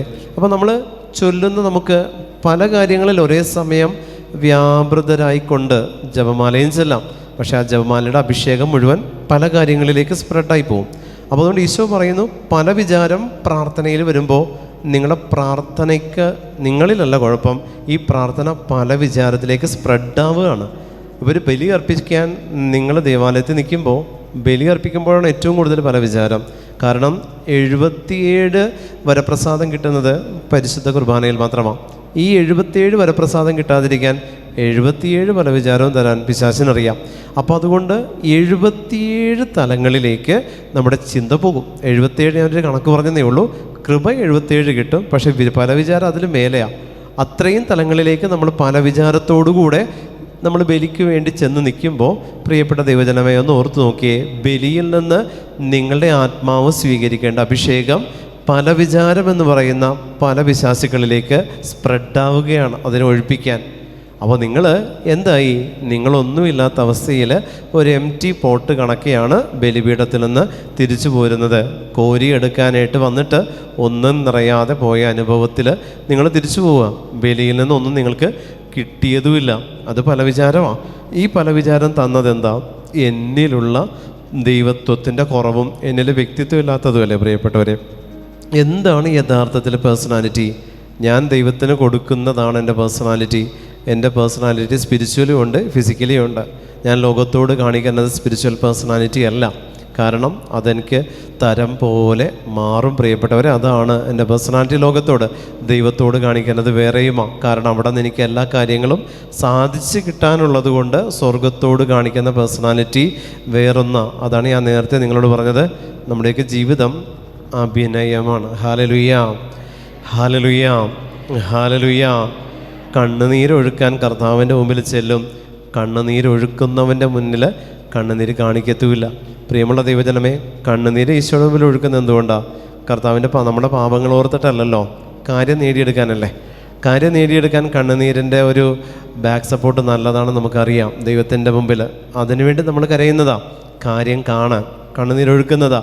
പാപത്തെ പ്രതി കണ്ണുനീരൊഴുക്കിയാൽ കർത്താവ് നമ്മളെ അനുഗ്രഹിച്ചാണ് അനുതാപം കണ്ട്. പക്ഷെ ഇപ്പോൾ അതല്ല. നമ്മൾ കണ്ണുനീരൊഴുക്കുന്നതെല്ലാം കാര്യസാധ്യത്തിന് വേണ്ടി ഒഴുക്കുന്ന കണ്ണുനീരാ. ഈശോയ്ക്കത് കുപ്പിയിൽ ശേഖരിക്കാൻ കിട്ടുന്നില്ല. കാരണം കുപ്പിയിലേക്കല്ല അത് പോകുന്നത്. യേശു എന്ന് പറയുന്ന ബോട്ടിലേക്ക് നിൻ്റെ കണ്ണുനീര് പോകണമെങ്കിൽ അനുതാപത്തിൻ്റെ കണ്ണുനീരെ ആ ബോട്ടിൽ ഫില്ലാവുള്ളൂ പ്രിയപ്പെട്ടവരെ. ബാക്കിയുള്ള കണ്ണുനീരെല്ലാം ആ ബോട്ടിലേക്ക് കയറുന്നില്ല. അതുകൊണ്ട് ഈശോ നമ്മളോട് പറയുന്നു, നിങ്ങൾ കോപിക്കാം, പക്ഷെ പാപം ചെയ്യരുത്. നിങ്ങളുടെ പാപം, നിങ്ങളുടെ കോപം സൂര്യൻ അസ്തമിക്കുന്നത് വരെ നീണ്ടു പോവാതിരിക്കട്ടെ. സാത്താന് നിങ്ങൾ അവസരം കൊടുക്കരുത്. മോഷ്ടാവിനി മേൽ മോഷ്ടിക്കരുത്. അവൻ ഇല്ലാത്തവരുമായി പങ്കുവയ്ക്കാൻ എന്തെങ്കിലും സമ്പാദിക്കുന്നതിന് വേണ്ടി സ്വന്തം കൈകൾ കൊണ്ട് മാന്യമായ ജോലി ചെയ്യട്ടെ. പറഞ്ഞത് ശ്ലീഹന്മാരാ. മോഷ്ടാവ് മാനസാന്തരപ്പെടട്ടെ, എന്ന് പറയുന്നില്ല സ്ലീഹ. പൗലോസ്ലീഹ മോഷ്ടാവിനോട് മാനസാന്തരപ്പെടട്ടെ എന്ന് പറയുന്നില്ല, മോഷ്ടിക്കാതിരുന്ന് അധ്വാനിക്കട്ടെ എന്നാണ് പറയുന്നത്. അധ്വാനിക്കുന്ന മോഷ്ടാവ് പാപത്തിൽ നിന്ന് മോചനം കിട്ടുന്നില്ല, നമുക്കറിയാം. പക്ഷേ ഇവിടെ പറയുന്നത് എന്താണ്? മോഷ്ടാവ്, കള്ളൻ, യേശുവിനോട് കൂടെ ഉണ്ടായിരുന്ന കള്ളൻ എന്ന് പറയുന്ന അവസ്ഥയ്ക്ക് മാറ്റം വരുന്നത് എപ്പോഴാണ്? അവൻ കക്കാതിരിക്കുമ്പോഴാണോ, കക്കാതിരിക്കുമ്പോഴാണോ അവന് മാറ്റം വരുന്നത്? അവൻ മോഷ്ടിക്കാതിരിക്കുമ്പോൾ അവന് മാറ്റം വരുന്നുണ്ടോ? അതല്ലെങ്കിൽ അവൻ മാന്യമായ ജോലി ചെയ്യുമ്പോഴാണോ മാറ്റം വരുന്നത്? വിശുദ്ധ പൗലോസ് പറഞ്ഞ എന്താണ്? മോഷ്ടാവ് മാന്യമായ ജോലി എടുക്കട്ടെ. അതായത് അവൻ്റെ പ്രാർത്ഥന ഏതാണ്? മോഷ്ടാവിനൊരിക്കലും പ്രാർത്ഥിക്കാൻ പറ്റില്ല എന്നുള്ളതാണ് പൗലോസ്ലീഹ നമുക്ക് പറഞ്ഞു തരുന്നത്. മോഷ്ടാവ്, അതായത് നിത്യം പാപത്തിലായിരിക്കുന്ന ഒരു വ്യക്തിയെ സംബന്ധിച്ച് അവന് പ്രാർത്ഥിക്കാൻ പറ്റില്ല. അങ്ങനെയുള്ളവർ, നിങ്ങൾ, ഞാൻ ഒക്കെ ചെയ്യേണ്ടത് എന്താണെന്നറിയോ? അത്തരം പാപത്തിന് നമ്മൾ അഡിക്റ്റഡ് ആണോ? നമുക്ക് പ്രാർത്ഥിക്കാൻ നമ്മൾക്ക് ശ്രദ്ധ കിട്ടുന്നില്ലേ? മോഷ്ടാവ് മാന്യമായ ജോലി, അതായത് ദൈവത്തെ കൊടുക്കുന്നവരായ മതി പ്രിയപ്പെട്ടവരെ, മാന്യമായത് പുണ്യപ്രവൃത്തികൾ നിങ്ങൾ ചെയ്യുന്നുണ്ടെങ്കിൽ അതിനെ സ്വർഗം പ്രാർത്ഥനയായിട്ട് സ്വീകരിക്കും. മോഷ്ടാവ് മാന്യമായ ജോലി എടുക്കട്ടെ എന്ന് പറഞ്ഞാൽ അവൻ പാപത്തിൽ നിന്ന് മാറി, അവന് പാപബോധം ഉണ്ടായിട്ടില്ല. അവൻ പാപത്തിൽ നിന്ന് മാറിയത് എന്താ? ഇതിൻ്റെ വാക്ക് കേട്ടിട്ടാ. അതുകൊണ്ടത് പാപബോധം എന്ന് പറയാൻ പറ്റുമോ? അവനിൽ അനുതാപം ഉണ്ടാവണ്ടേ, അവൻ മാനസാന്തരപ്പെടണ്ടേ, എന്നാലല്ലേ ആത്മാവിനെ നേടാൻ പറ്റുള്ളൂ. അപ്പോൾ പൗലോസ്ലീഹായ്ക്ക് എന്തെല്ലാം മാർഗങ്ങൾ ഉപയോഗിക്കാം അവനെ വഴിതിരിപ്പിക്കാൻ, പക്ഷേ പറയുന്നില്ല. ഒറ്റ വാക്കാണ്, മാന്യമായ ജോലി ചെയ്യണം. അതെന്താ? മോഷ്ടിക്കുന്നതിൽ നിന്ന് മാന്യമായ ജോലിയിലേക്ക് പ്രവേശിക്കുമ്പോൾ അവൻ്റെ മാന്യമായ ജോലി എന്താണ്? സ്വർഗം സ്വീകരിക്കുന്നത്. അത് പ്രാർത്ഥനയായിട്ടാണ്. അവൻ എന്ത് ജോലി എടുത്താലും പാപത്തിൽ നിന്ന് പിന്മാറാൻ നിങ്ങളെടുക്കുന്ന എഫേർട്ട് എന്താണോ, സ്വർഗം അത് പ്രാർത്ഥനയായിട്ട് സ്വീകരിക്കും. Hallelujah, hallelujah. പാപത്തിൽ നിന്ന് പിന്മാറാൻ നിങ്ങളെടുക്കുന്നത് എന്ത് തീരുമാനമാണോ അത് സ്വർഗം പ്രാർത്ഥനയായിട്ടാണ് സ്വീകരിക്കുന്നത്. കാരണം പാപത്തിലായിരിക്കുന്ന ഒരു വ്യക്തിയോട് പ്രാർത്ഥിക്കുക എന്ന് പറഞ്ഞാൽ it's not possible for them. അവർക്കത് സാധ്യമല്ല. കാരണം എന്താണ്? അവരെ സംബന്ധിച്ച് പാപാവസ്ഥയുടെ പടുകുഴിയിൽ കിടക്കുക. അവരോട് എങ്ങനെ പ്രാർത്ഥിക്കാൻ പറയണേ? നടക്കില്ല, നടപടിയാവില്ല. അങ്ങനെയുള്ളപ്പോൾ പൗലോസ്ലീഹ പറഞ്ഞത് എന്താണ്? മാന്യമായിട്ടുള്ള ജോലി ചെയ്യ്, അത് നിന്നിൽ നിന്ന് സ്വർഗം പ്രാർത്ഥനയായിട്ട് സ്വീകരിച്ചോളും. ഇതല്ലേ യഥാർത്ഥത്തിൽ പ്രാർത്ഥന? ഇതല്ലേ നമ്മുടെ ജീവിതത്തിൽ വേണ്ടത്? അതാണ് ഞാൻ ആദ്യം പറഞ്ഞത്. പഠിക്കാൻ പറ്റുന്നില്ലേ? പഠിക്കണം. പ്രാർത്ഥിച്ചുകൊണ്ടിരുന്നാൽ നീ പഠിക്കാനുള്ളതല്ല പ്രാർത്ഥനയിലുള്ളത്. ആമേൻ, ഹല്ലേലൂയ. നിനക്ക് രോഗമുണ്ടോ? നീ അതിനെതിരെ പൊരുതണം. അതിന് കാരണമായ പാപാവസ്ഥയിലേക്ക് നിൻ്റെ ശ്രദ്ധയെ കൊണ്ടുവരണം. നിൻ്റെ കുടുംബം ഭിന്നിപ്പിലാണോ, തകർച്ചയിലാണോ? അതിൻ്റെ റൂട്ട് കോസ് അന്വേഷിക്കണം. അതിൻ്റെ അടിസ്ഥാന കാരണമുണ്ട്, അതിൻ്റെ വേര് ചെന്ന് നിൽക്കുന്ന ഇടമുണ്ട്. അതന്വേഷിച്ചാൽ അതിൻ്റെ കാരണം മനസ്സിലാവും പ്രിയപ്പെട്ടവരെ. പക്ഷെ നമ്മളെല്ലാം ദൈവത്തെ കൊണ്ട് അന്വേഷിപ്പിക്കും, ദൈവത്തെ കൊണ്ട് അധ്വാനിപ്പിക്കും, ദൈവത്തെ കൊണ്ട് ചെയ്യിപ്പിക്കും. നമ്മളൊന്നും ചെയ്യില്ല. Hallelujah, hallelujah. എല്ലാ മാതാപിതാക്കളും 10th പഠിക്കുന്ന മക്കൾ, +2 പഠിക്കുന്ന മക്കളൊക്കെ ആകുമ്പോൾ അവരുടെ ഫൈനൽ എക്സാമിൻ്റെ ആ ഒരു ടേമിൽ വരുമ്പോൾ പറയും, ബ്രദറെ മകൻ 10ലാണ്, മകൾ 10ലാണ്, ബ്രദർ പ്രാർത്ഥിക്കണം. ഞാൻ ചോദിച്ചാൽ അവർ പഠിക്കില്ലേ? അവർ പഠിക്കില്ലേ? അവർ പഠിച്ചോളും, എന്നാലും ദൈവത്തിൻ്റെ സപ്പോർട്ട് വേണ്ട. ഞാൻ പറഞ്ഞു വേണ്ട, അവർ പഠിച്ചാൽ മതി. ദൈവത്തിൻ്റെ സപ്പോർട്ട് അവരുടെ ആത്മരക്ഷയ്ക്ക് മാത്രം മതി. ഹല്ലേലൂയ. നിനക്ക് പഠിക്കാൻ വേണ്ടി ദൈവം പ്രാർത്ഥന തന്നിട്ടില്ല. നിൻ്റെ ആത്മാവിന് കിട്ടുന്ന വിഹിതം കൃത്യം കിട്ടിയാൽ നീ കാണിക്കുന്ന റിസൾട്ടാണ് നല്ല രീതിയിൽ നീ പഠിക്കുക എന്നുള്ളത്. പഠിക്കാനൊരു പ്രാർത്ഥന, ഉറങ്ങാനൊരു പ്രാർത്ഥന, കിടക്കാനൊരു പ്രാർത്ഥന, എഴുന്നേറ്റ് ഇങ്ങനൊരു പ്രാർത്ഥനയെ വേർതിരിച്ചത് മനുഷ്യനാണ്. ദൈവം ഒറ്റയൊരു പ്രാർത്ഥന തന്നിട്ടുള്ളൂ, സ്വർഗസ്നായ പിതാവേ. പിന്നത്തെ പ്രാർത്ഥനയാണ് വിശുദ്ധ കുരിശിൽ കിടക്കുന്ന ക്രിസ്തു എന്ന് പറയുന്ന പ്രാർത്ഥന. പിന്നെ അമ്മ തന്ന പ്രാർത്ഥന, ഇതെല്ലാം ആത്മാവിനാണ് തന്നത് പ്രിയപ്പെട്ടവരെ. ഈ പ്രാർത്ഥനകൾ ആത്മാവിന് കിട്ടുമ്പോൾ ആത്മാവിൻ്റെ ഏജ് അനുസരിച്ച് ആ ഏജിലേക്ക് ആവശ്യമുള്ളതെല്ലാം ഈ ആത്മസ്ഥിതിയിൽ നിന്ന് പകരപ്പെടുന്നതാണ് നമ്മുടെ ജീവിതത്തിലെ വിജയങ്ങളെല്ലാം. ഹല്ലേലൂയ, ഹല്ലേലൂയ, ഹല്ലേലൂയ. ഒറ്റ കാര്യം ശ്രദ്ധിച്ചാൽ മതി, ആത്മസ്ഥിതിയെക്കുറിച്ച് ശ്രദ്ധിച്ചാൽ മതി. ബാക്കിയുള്ളതെല്ലാം കൂട്ടിച്ചേർക്കപ്പെടും. കൂട്ടിച്ചേർക്കപ്പെടുന്നതാണ് നമ്മൾ നോക്കുന്നത്. 5 അപ്പവും 5000 പേരും 2 മീനും വന്നു. 2 മീൻ യോഹന്നാൻ്റെ സുവിശേഷം 6-ാം അധ്യായം 1 തൊട്ട് വാക്യം എടുത്ത് വായിച്ചു നോക്കിയോ. 5 അപ്പം 5000 പുരുഷന്മാർ മാത്രം ഭക്ഷിച്ച് കഴിഞ്ഞതിന് ശേഷം 12 കുട്ട ബാക്കി വന്നു. 2 മീൻ, ഇത്രയും പേര് ഭക്ഷിച്ചിട്ട് ഒന്നും മിച്ചം വന്നില്ല. ഹല്ലേലൂയ. മീനിന് ടേസ്റ്റ് ഉള്ളത് കൊണ്ട് അതാണ് മിച്ചം വരുന്നത് നോക്കി എല്ലാവരും ഇരിക്കുന്നത്. പക്ഷേ അപ്പം പരിശുദ്ധ കുർബാനയാണെങ്കിൽ മീൻ നിന്നെ സംബന്ധിച്ച് നിൻ്റെ ഭൗതിക ആവശ്യങ്ങളാണ്. അത് വേണ്ടത്രയേ നൽകുകയുള്ളൂ, ബാക്കി വരില്ല. Hallelujah, hallelujah. അപ്പം ബാക്കി വന്നത് 12 കുട്ട ഇന്നും സക്രാരിയിൽ ഇരിപ്പുണ്ട്. ഇപ്പോഴും ആ ബാക്കി സക്രാരിയിലുണ്ട്, തീർന്നിട്ടില്ല. കാരണം ഇനിയും അപ്പം സ്വീകരിക്കാനുള്ളവർ വരും. മീൻ ബാക്കി വന്നില്ല, കാരണം വേണ്ടത്രയേ തന്നിട്ടുള്ളൂ. അതിൽ കൂടുതൽ പ്രതീക്ഷിക്കുന്നത് നിൻ്റെ കുഴപ്പമാണ്. കർത്താവ് നിനക്ക് 100-ൽ 80 മാർക്ക് തന്ന് 20 മാർക്കും കൂടി കിട്ടിയാൽ നിനക്ക് സന്തോഷമായി. പക്ഷെ നിനക്ക് 80 മീൻ മതി. യേശു തീരുമാനിച്ച് വെച്ചിട്ടുണ്ട്. നിനക്ക് ചേർന്നതിനെ ദൈവം നിനക്ക് തന്നു. വീണ്ടും ഒരെണ്ണത്തിന് അന്വേഷിച്ച് നീ പോകുന്നുണ്ടോ? നിനക്ക് ആർത്തി കൂടിയട്ട. ഹല്ലേലൂയ, ഹല്ലേലൂയ, ഹല്ലേലൂയ. ദൈവം തന്നതിൽ നമുക്ക് തൃപ്തിപ്പെടാൻ പറ്റാത്തത് കൊണ്ട് അതൃപ്തി തരുന്ന അരൂപിയെ പുറത്താക്കിയാൽ മതി. പ്രിയപ്പെട്ടവരെ, ദൈവം തന്നതിൽ തൃപ്തിപ്പെടുത്താൻ നമ്മൾക്ക് സാധിക്കാത്ത രീതിയിൽ നമ്മളിൽ പ്രവർത്തിക്കുന്ന അതൃപ്തി തരുന്ന അരൂപിയെ നിങ്ങൾ പുറത്താക്കുകയെന്നുണ്ടെങ്കിൽ നിങ്ങളിൽ പ്രവർത്തിക്കുന്ന പരിശുദ്ധാത്മാവ് ജ്വലിച്ചോളും. ഇവിടെ പറയുന്നുണ്ട്, മോഷ്ടാവിനി മോഷ്ടിക്കാതിരിക്കട്ടെ. പ്രാർത്ഥന, നിങ്ങൾ ചെല്ലുന്ന പ്രാർത്ഥന നിയോഗങ്ങൾക്ക് വേണ്ടിയിട്ടാണെങ്കിൽ നിങ്ങൾ ചെയ്യുന്നത് മോഷണമാണ്. ആത്മാവിന് കിട്ടേണ്ട വിഹിതം മോഷ്ടിച്ച് നിയോഗങ്ങൾക്ക് കൊടുക്കുന്നവൻ മോഷ്ടാവാണ്. ഹല്ലേലൂയ, ഹല്ലേലൂയ, ഹല്ലേലൂയ, ഹല്ലേലൂയ, ഹല്ലേലൂയ. ആത്മാവിന് കിട്ടേണ്ട പ്രാർത്ഥനയുടെ വിഹിതം ആത്മാവിന് കൊടുക്കാതെ മോഷ്ടിച്ച് കടബാധ്യതയ്ക്കും രോഗങ്ങൾക്കും മക്കൾക്കും നിങ്ങൾ വീതിച്ചു കൊടുക്കുന്നുണ്ടോ? യഥാർത്ഥത്തിൽ നമ്മൾ ചെയ്യുന്നത് മോഷണമാണ്. മോഷ്ടാവിനി മോഷ്ടിക്കല്ലേ. മോഷണം നിർത്തണം. നമ്മൾ ഈ മോഷ്ടിക്കാൻ വേണ്ടിയിട്ടാണ് ഈ ഉടമ്പടിയൊക്കെ എടുത്തു കൂട്ടുന്നത്. പ്രിയപ്പെട്ടവരെ, നമ്മുടെ ജീവൻ, നമ്മുടെ ഉള്ളിൽ വസിക്കുന്നവൻ അതിന് കിട്ടേണ്ട സ്ഥലത്ത് കിട്ടണം. തിരിച്ചു പോകുന്നത് എന്താണോ അതിനാണെല്ലാം ആവശ്യം. തിരിച്ചു പോകുന്നത് ആത്മാവാണ്. ഇപ്പോൾ ഇട്ടിരിക്കുന്ന ഈ ഡ്രസ്സൊന്നും നിങ്ങൾക്ക് സംരക്ഷണം തരുന്നില്ല, മറ മാത്രമേ തരുന്നുള്ളൂ. നിങ്ങളുടെ നഗ്നത മറ്റുള്ളവർ ദർശിക്കാതിരിക്കാൻ ഉള്ള മറയാണ് നിങ്ങളുടെ ഇരിക്കുന്ന വേഷം. അതിനപ്പുറത്തേക്ക് അതിൽ നിന്ന് ഒരു പ്രൊട്ടക്ഷനും നിങ്ങൾക്ക് കിട്ടുന്നില്ല. പ്രിയപ്പെട്ടവരെ, ഒന്നും കിട്ടുന്നില്ല, എനിക്കും കിട്ടുന്നില്ല. പക്ഷെ നിങ്ങളുടെ ആത്മാവിനെ നിങ്ങൾ എന്തിട്ട് മറയ്ക്കും? കർത്താവിന് കാണാവുന്നത് വ്യക്തതയിൽ ഈശോ കാണുന്നതെന്നറിയോ? നിൻ്റെ ഫിസിക്കൽ ബോഡിയല്ല അവൻ നോക്കുന്നത്, നിൻ്റെ സ്പിരിച്വൽ ബോഡിയാണ്. അതാണ് സ്വർഗത്തിൽ നയിക്കപ്പെട്ടത്.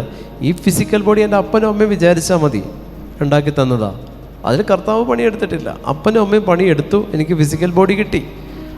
അമ്മയുടെ ഉദരത്തിൽ 5-ാമത്തെ ആഴ്ച ഒരു കുഞ്ഞിന് ഹാർട്ട് ബീറ്റ് സ്റ്റാർട്ട് ചെയ്യുമ്പോൾ ഈ കുഞ്ഞിലേക്ക് വരുന്ന ദൈവത്തിൻ്റെ ചൈതന്യം ഇടിച്ചു തുടങ്ങുക.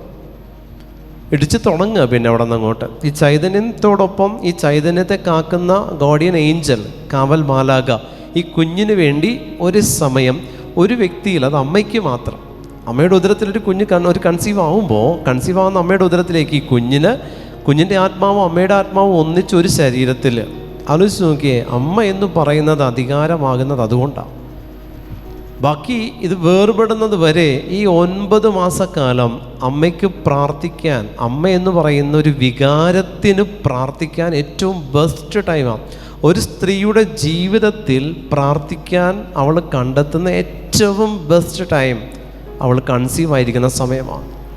കാരണം കളങ്കമില്ലാത്ത ഒരു ചൈതന്യം അവളുടെ ഉള്ളിൽ രൂപപ്പെട്ടിട്ടുണ്ട്. അതിൻ്റെ യോഗ്യതയിൽ അവൾക്ക് പ്രാർത്ഥിക്കാം. ആമേൻ, ഹല്ലേലൂയ, ഹല്ലേലൂയ. അവളിൽ കളങ്കമുണ്ട്, അവളിൽ കുറവുകളുണ്ട്. കളങ്കമില്ലാത്തൊരു ചൈതന്യം, ഫ്രഷ് ആയിട്ടുള്ള ഒരു അഭിഷേകം അവളുടെ ഉദരത്തിൽ കിടക്കുക. ഈ ഉദരത്തിൽ കിടക്കുന്ന അവളുടെ ഉള്ളിലുള്ള കുഞ്ഞെന്ന് പറയുന്ന ഒരു അഭിഷേകമാണ്. കാരണം അതിനകത്ത് ഒരു പാപവുമില്ല, ഒരു മാലിന്യവുമില്ല. ദൈവത്തിൻ്റെ ആത്മാവ് ആ കുഞ്ഞിലുണ്ട്. ആ ആത്മാവിനെ കളങ്കപ്പെടുത്തുന്നതൊന്നും ആ കുഞ്ഞ് പ്രവർത്തിച്ചിട്ടില്ല, വിശുദ്ധമാണ്. ആ വിശുദ്ധമായിട്ടുള്ള അവസ്ഥ ഒരമ്മയിൽ നിൽക്കുമ്പോൾ, ഒരു സ്ത്രീയിൽ നിൽക്കുമ്പോൾ, ഇവൾക്ക് എന്തും അതിൻ്റെ യോഗ്യതയിൽ ചോദിക്കാൻ പറ്റും. പക്ഷെ ഒരൊറ്റ സ്ത്രീകൾ അത് ഉപയോഗിച്ചിട്ടുണ്ടാവില്ല. ഹല്ലേലൂയ. നിങ്ങളുടെ ഏത് കെട്ടും പൊട്ടും പ്രഗ്നൻറ്റ് സ്റ്റേജിൽ അമ്മ പ്രാർത്ഥിച്ചാൽ. പ്രഗ്നൻ്റ് ആയിരിക്കുന്നവരോട് നിങ്ങൾ പ്രയർ റിക്വസ്റ്റ് ചോദിച്ചോ, പെട്ടെന്ന് നടന്നു കിട്ടും. ഹല്ലേലൂയ. ഞാൻ ഏറ്റവും കൂടുതൽ പ്രയർ റിക്വസ്റ്റ് ചോദിക്കുന്നത് കൺസീവ് ആണ് ബ്രദറെ പ്രാർത്ഥിക്കണമെന്ന് പറയുമ്പോൾ നിൽക്ക് ആദ്യം ഞാൻ പറയാം, എൻ്റെ കാര്യങ്ങളെല്ലാം അങ്ങോട്ട് കൊടുക്കും. ഫിസിക്കൽ ഇൻറ്റൻഷനൊന്നുമില്ല കേട്ടോ, സ്പിരിച്വൽ ഇൻറ്റൻഷനേ ഉള്ളൂ. അങ്ങോട്ട് കൊടുത്തിട്ട് പറയും ഇതിനു വേണ്ടി പ്രാർത്ഥിക്കണം. ഞാനോ എന്ന് പറയാം, നീ പ്രാർത്ഥിക്കണം, എന്താ കുഴപ്പം? അപ്പം ഞാൻ പറഞ്ഞു തരാം എന്ന് പറഞ്ഞിട്ട് പറഞ്ഞു കൊടുക്കും. ഉദരത്തിലായിരിക്കുന്നൊരു ചൈതന്യമുണ്ട്. 9 മാസം നിനക്ക് കിട്ടിയ ഏറ്റവും നല്ല ഗിഫ്റ്റാണ്. അതിന് ആന്തരിക മുറിവ് വരുന്നത് എന്തുകൊണ്ടാണ്? ഇത് നീ ഉപയോഗിക്കാതിരിക്കുമ്പോഴാണ് കുഞ്ഞിന് ആന്തരിക മുറിവ്. ഉള്ളിൽ കിടക്കുന്ന കുഞ്ഞിന് ആന്തരിക മുറിവ് ഞങ്ങളത് ബിസിനസ്സാക്കും. ആന്തരിക സൗഖ്യ ധ്യാനം വെച്ച് ഞങ്ങൾ അതിൽ നിന്ന് കച്ചവടം ഉണ്ടാക്കി ഞങ്ങൾ കാശുണ്ടാക്കും. പക്ഷേ ആന്തരിക മുറിവ് എങ്ങനെയാണ് വരുന്നത്? അമ്മ വിചാരിച്ചാൽ കുഞ്ഞിനെ ആന്തരിക മുറിവിൽ നിന്ന് പ്രൊട്ടക്റ്റ് ചെയ്യാൻ പറ്റും. ഒരു ധ്യാനവും വേണ്ട, ഇതിന് ഒരു ധ്യാനവും വേണ്ട. ഞങ്ങൾ അതിൽ നിന്ന് അടുത്ത തലത്തിലേക്ക് പോകും. ആന്തരിക സൗഖ്യ ധ്യാനത്തിൽ നിന്ന് അഭിഷേകത്തിലേക്ക്, രോഗസൗഖ്യത്തിലേക്ക്, ഇങ്ങനെ ധ്യാനത്തിൻ്റെ പേരുകൾ മാറി മാറി വരും. യഥാർത്ഥത്തിൽ കുഞ്ഞിൻ്റെ ആന്തരിക സൗഖ്യം അമ്മയുടെ കയ്യിലാണ്, അപ്പൻ്റെ അല്ല, അമ്മയുടെ കയ്യിലാണ് കുഞ്ഞിൻ്റെ ആന്തരിക സൗഖ്യം ഇരിക്കുന്നത്. കാരണം അമ്മ വിചാരിച്ചാൽ മതി. 9 മാസം ഈ അമ്മയ്ക്ക് കുഞ്ഞിനെ ഈശോ അമ്മയുടെ കയ്യിൽ തന്നിരിക്കുക. അമ്മയുടെ കയ്യിൽ ഈ കുഞ്ഞിനെ തന്നാൽ തലമുറ വഴിയുള്ള പാപശാപങ്ങളുടെ കെട്ടുപൊട്ടിക്കാൻ അമ്മയ്ക്ക് അതോറിറ്റി ഉണ്ട്. കാരണം അമ്മയുടെ ഉള്ളിൽ വളരുന്ന ചൈതന്യം ദൈവത്തിൻ്റെ ചൈതന്യമാണ്. അതിൽ കളങ്കമില്ല. അമ്മയിൽ കളങ്കമുണ്ട്, അമ്മ വിശുദ്ധമല്ല, പക്ഷെ ഉള്ളിൽ ദൈവം കൊടുത്തിരിക്കുന്ന ചൈതന്യത്തിൽ കളങ്കമില്ല. ആ ചൈതന്യത്തെ അമ്മയ്ക്ക് പ്രാർത്ഥനയായിട്ട് ഉപയോഗിക്കാം. പകരം ഇതിനെ കൊണ്ട് സ്കാനിങ്ങും ഇതിന് വാക്സിനേഷനും ഇതിൻ്റെ കാര്യങ്ങളും ആ കുഞ്ഞിന് പ്രൊട്ടക്ഷൻ അല്ല പ്രിയപ്പെട്ടവരെ. നമ്മൾ കൊടുക്കുന്നത് ആ കുഞ്ഞിലേക്ക് പ്രൊട്ടക്ഷൻ അല്ല. ആ കുഞ്ഞിനെ നിങ്ങൾ ഉപയോഗിക്കുന്ന രീതിയിൽ ഉപയോഗിച്ചിട്ടില്ല. 10th പഠിക്കുന്നൊരു പെൺകുട്ടി വയറുവേദനയെ തുടർന്ന് ഹോസ്പിറ്റലിൽ എത്തിയപ്പോൾ പ്രസവിച്ചൊരു കുഞ്ഞിനെയും കൊടുത്ത് ഡോക്ടർ തിരിച്ചു വിട്ടു. 10th പഠിക്കുന്നു. കമ്പൈൻ സ്റ്റഡി ചെയ്തതാണ്. ഒരു വർഷം, ഒരു 10 മാസം മുമ്പ് നടത്തിയ കമ്പൈൻ സ്റ്റഡിയിൽ നിന്ന് കിട്ടിയ വിഹിതമാണ് ഉദരത്തിൽ കിടക്കുന്ന ഈ കുഞ്ഞ്. പെറ്റ തള്ള അറിഞ്ഞില്ല ഇവൾ കൺസീവ് ആണെന്നുള്ളത്. 9 മാസം ഇവളും മുണ്ട് മുറുക്കി കൊടുത്തെന്ന് പറയുന്നത് പോലെ മറച്ചു വെച്ച് അവൾ ജീവിച്ച് 9 മാസം ഈ സ്ത്രീ, ഇവളുടെ അമ്മ, ഇവളുടെ ഉദരത്തിൽ വളരുന്ന കുഞ്ഞിനെ പറ്റി, ഇവൾ ഇങ്ങനെ ഒരു പാപം ചെയ്തതിനെ പറ്റി ഈ അമ്മയ്ക്ക് കണ്ടുപിടിക്കാൻ പറ്റിയില്ല. ഇവൾ ഈ 9 മാസവും ഈ കുഞ്ഞിനെ പേടിച്ച് കളയാനായിട്ട് എങ്ങനെ കളയാൻ എന്ത് ചെയ്യുമെന്നും അറിയില്ല. ഇവൾക്കറിയാൻ പാടില്ലാതെ ഭയപ്പെട്ട് അതിനെ വഹിച്ച് അവസാനം വേദന കൊണ്ട് ഹോസ്പിറ്റലിലെത്തി. പൂർണ്ണ വളർച്ചയെത്തിയ ആരോഗ്യമുള്ളൊരു കുഞ്ഞ്. പ്രിയപ്പെട്ടവരെ, ഒരു വാക്സിനും കൊടുത്തിട്ടില്ല, ഒരു സ്കാനിങ്ങും ഇല്ല, ഒരു ടാബ്ലറ്റ് എടുത്തിട്ടില്ല. അവൾ എല്ലാ പണിയും ചെയ്യും. അവൾ ക്ലാസ്സിലും പോവും, എല്ലാ പണിയും. അവിടെയെല്ലാം വെള്ളം ടാങ്കിൽ വരുന്നതല്ല, പൈപ്പിൻ ചൂടിൽ പോയി കുടത്തിൽ എടുത്തുകൊണ്ട് വന്ന് വീട്ടിൽ നിറയ്ക്കുന്നതാണ്. അതെല്ലാം ഇവൾ ചെയ്യുന്ന കുട്ടിയാണ്. ഇതെല്ലാം ചെയ്തിട്ടും ആ കുഞ്ഞിനൊരു പ്രോബ്ലം വന്നില്ല. കാരണം എന്താ? കാരണം ഒരു കുഞ്ഞ് ഒരമ്മയുടെ ഉദരത്തിലുണ്ടെങ്കിൽ അതിൻ്റെ അകത്ത് അതിൻ്റെ പ്രൊട്ടക്ഷൻ ദൈവം അതിനാൽ തന്നെ അതിന് കൊടുത്തിട്ടുണ്ട്. പ്രിയപ്പെട്ടവരെ, അതെന്താണ്? ദൈവത്തിൻ്റെ ചൈതന്യം ആ കുഞ്ഞിൻ്റെ ഉള്ളിലുള്ളതുകൊണ്ടാണ്. അത് നീ ഏത് പാപത്തിൽ നിന്ന് ഒരു കുഞ്ഞിന് ജന്മം കൊടുത്താലും ദൈവിക ചൈതന്യം എന്ന് പറയുന്നത് ആ കുഞ്ഞിന് അവകാശമാണ്. കുഞ്ഞ് എന്ന് പറയുന്നത് ആ കുഞ്ഞിലേക്ക് അവകാശപ്പെട്ടതാ, വന്നു ചേരുന്നുണ്ട്.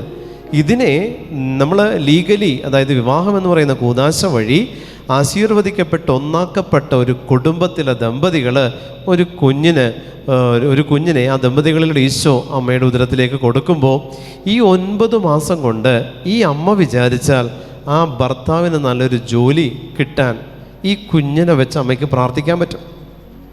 ആ കുടുംബത്തിൻ്റെ ഏതെല്ലാം കെട്ടുകളുണ്ടോ അതഴിക്കാൻ ഈ 9 മാസം സഭ നമുക്ക് തന്നിരിക്കുന്ന 9 വൃന്ദം മാലാഖമാരുടെ അഭിഷേകത്തെ, സംരക്ഷണത്തെ എടുത്ത് പ്രാർത്ഥിക്കാൻ പറ്റും.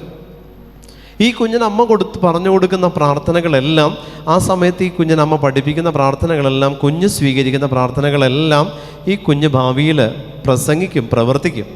പ്രിയപ്പെട്ട ദൈവജനമേ, അങ്ങനെ അങ്ങോട്ടും തിരിച്ചിങ്ങോട്ടും അഭിഷേകത്തെ സ്വീകരിക്കാൻ, നിങ്ങളുടെ കുടുംബത്തിൻ്റെ കെട്ടുകൾ അഴിക്കാൻ ദൈവം തരുന്ന ടൈമാണ് ഒരു ദമ്പതികളിൽ ഒരു കുഞ്ഞിനെ സ്വർഗം കൊടുക്കുന്നത്. പ്രിയമുള്ള ദൈവജനമേ, അതുകൊണ്ട് തന്നെ എടുത്തു നോക്കിക്കോ, ഭൂരിഭാഗം പേരിലും ഈ പ്രഗ്നൻറ്റ് സ്റ്റേജിലായിരിക്കും ഏറ്റവും കൂടുതൽ മുറിവ് അവർക്കുണ്ടാവുന്നത്. കാരണം അവർ ഈ ഒരു ചൈതന്യം സ്വീകരിക്കാൻ സാത്താൻ സമ്മതിക്കില്ല. അതുകൊണ്ട് തന്നെ അവർ താഴേക്ക് അവർ നിരാശയുടെ പടുകുഴിയിലേക്ക് വീഴും. കുറേ നാൾ കഴിയുമ്പോൾ കുഞ്ഞ് മറ്റ് പല സ്വഭാവ രീതികളിലേക്കും കുഞ്ഞു പോകും, തഴക്കദോഷങ്ങളിലേക്ക് പോകും. അവസാനം അത് മെച്യൂർഡ് ആകുമ്പോൾ അതിന് ആന്തരിക സൗഖ്യ ധ്യാനവുമായിട്ട് ഞങ്ങൾ ഇരിക്കുന്നുണ്ടാവും. നിങ്ങളതിനെ ഞങ്ങളുടെ അടുത്ത് കൊണ്ടുവരും. Hallelujah, hallelujah. അമ്മയാണ് ഒരു കുഞ്ഞിനെ സംബന്ധിച്ച് ഭൂമിയിൽ അവസാനത്തെ വാക്ക്. അമ്മയിലുണ്ട് പരിശുദ്ധ അമ്മയും വിശുദ്ധ ഔസേപ്പും. അമ്മയിലുണ്ട് സ്വർഗം മുഴുവൻ. അമ്മ വിചാരിച്ചാൽ കുഞ്ഞിൻ്റെ പേരിൽ നടക്കാത്തതായിട്ട് ഒന്നുമില്ല. Hallelujah, hallelujah. അതുകൊണ്ട് സ്ലീഹ നമ്മളോട് പറയുന്നു, മോഷ്ടിക്കരുത്. പ്രാർത്ഥനയെ നമ്മൾ മോഷ്ടിച്ചുകൊണ്ടിരിക്കുക. മോഷ്ടിക്കാതിനുള്ള കാരണമാണ് ഞാനിപ്പോൾ പറഞ്ഞത്. പ്രാർത്ഥനയെ മോഷ്ടിക്കുക. ആത്മാവിന് കിട്ടേണ്ട പ്രാർത്ഥന മോഷ്ടിക്കപ്പെട്ട് നിയോഗങ്ങൾ അപഹരിച്ചു കൊണ്ടുപോയി. നിയോഗങ്ങൾക്കെല്ലാം പ്രാർത്ഥനയെ മോഷ്ടിച്ചു കൊണ്ടുപോയി. ആത്മാവ് ദാരിദ്ര്യത്തിൽ കുടികൊള്ളുകയാണ്, പട്ടിണിയിൽ കിടക്കുകയാണ്. തിരിച്ചു പോകാനുള്ള എനർജി ഇപ്പോഴേ നിങ്ങൾ സ്വരുക്കൂട്ടണേ. ആത്മാവിന് തിരിച്ചു പോകാൻ അതിനൊരു ഫ്യൂല് വേണമെങ്കിൽ അതിന് വേണ്ടിയിട്ട് കിട്ടേണ്ട പ്രാർത്ഥനകൾ, അതാണ് സമയത്തിൻ്റെ ദശാംശം എന്ന് പറയുന്നത്. ലേവ്യരുടെ പുസ്തകത്തിൽ പറയുന്നുണ്ട്, ദേശത്തുള്ളവരുടെ എല്ലാം ദശാംശം കർത്താവിനുള്ളതാണ്. അതായത് 8 മണിക്കൂർ നീ പകല് സാധാരണ ഒരു പേഴ്സൺ ജോലി ചെയ്യുന്നത് 8 hours ആണെങ്കിൽ ആ ഒരു 8 മണിക്കൂർ നീ ചെയ്യുന്ന ജോലി അതിൻ്റെ ദശാംശം നിൻ്റെ ആത്മാവിന് നീ കൊടുക്കണം. നീ എടുക്കുന്നതിൻ്റെ എല്ലാത്തിൻ്റെയും ദശാംശം നീ ആത്മാവിന് കൊടുത്താൽ മതി. നിൻ്റെ നിയോഗങ്ങൾ സമർപ്പിച്ചുള്ള പ്രാർത്ഥനയുണ്ട്, അതിൻ്റെ ദശാംശം ആത്മാവിന് കൊടുത്താൽ പോലും ആത്മാവ് രക്ഷപ്പെടും. നിനക്ക് നിയോഗങ്ങൾ, ഇപ്പം എനിക്ക് ക്യാൻസറിന് വേണ്ടി ഞാൻ ഒരു ദിവസം ഒരു 50 കൊന്ത ചെല്ലുകയാണ്. ഈ 50 കൊന്തയുടെ ദശാംശം ഒരു ദിവസം ആത്മാവിന് കൊടുക്കുക, ഒരു 5 എണ്ണം ആത്മാവിനത് മതി. അങ്ങനെയെങ്കിലും ആ ഒരു ദശാംശം ആത്മാവിന് കിട്ടുന്ന വിഹിതം നിങ്ങൾ നിഷേധിക്കരുത്. ആത്മാവിന് അത് കൃത്യം കൊടുക്കുമോ, നിങ്ങളുടെ മക്കൾ അനുഗ്രഹിക്കപ്പെടും, നിങ്ങളുടെ തലമുറകൾ അനുഗ്രഹിക്കപ്പെടും. പ്രിയപ്പെട്ടവരെ, ഹല്ലേലൂയ, ഹല്ലേലൂയ. മരിക്കാറാകുന്ന ഒരു വ്യക്തി, ഇപ്പോൾ അപ്പൻ അമ്മ, ഏറ്റവും 2 അനുഗ്രഹമാണ് ഒരു കുടുംബത്തിൽ ഏറ്റവും കൂടുതലുള്ളത്. 2 അനുഗ്രഹങ്ങൾ.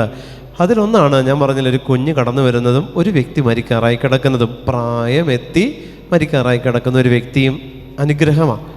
പ്രായം പൂർത്തിയായ ഒരു ദമ്പതികളിലേക്ക്, കൗദാശിക ജീവിതം നയിക്കുന്ന ഒരു ദമ്പതികളിലേക്ക് വരുന്ന കുഞ്ഞ് അനുഗ്രഹമാകുന്നത് പോലെ തന്നെ മക്കളെ സംബന്ധിച്ച് പ്രാർത്ഥനയിലായിരിക്കുന്ന മാതാപിതാക്കളുടെ മരണസമയം ഏറ്റവും അനുഗ്രഹിക്കപ്പെട്ടതാണ്.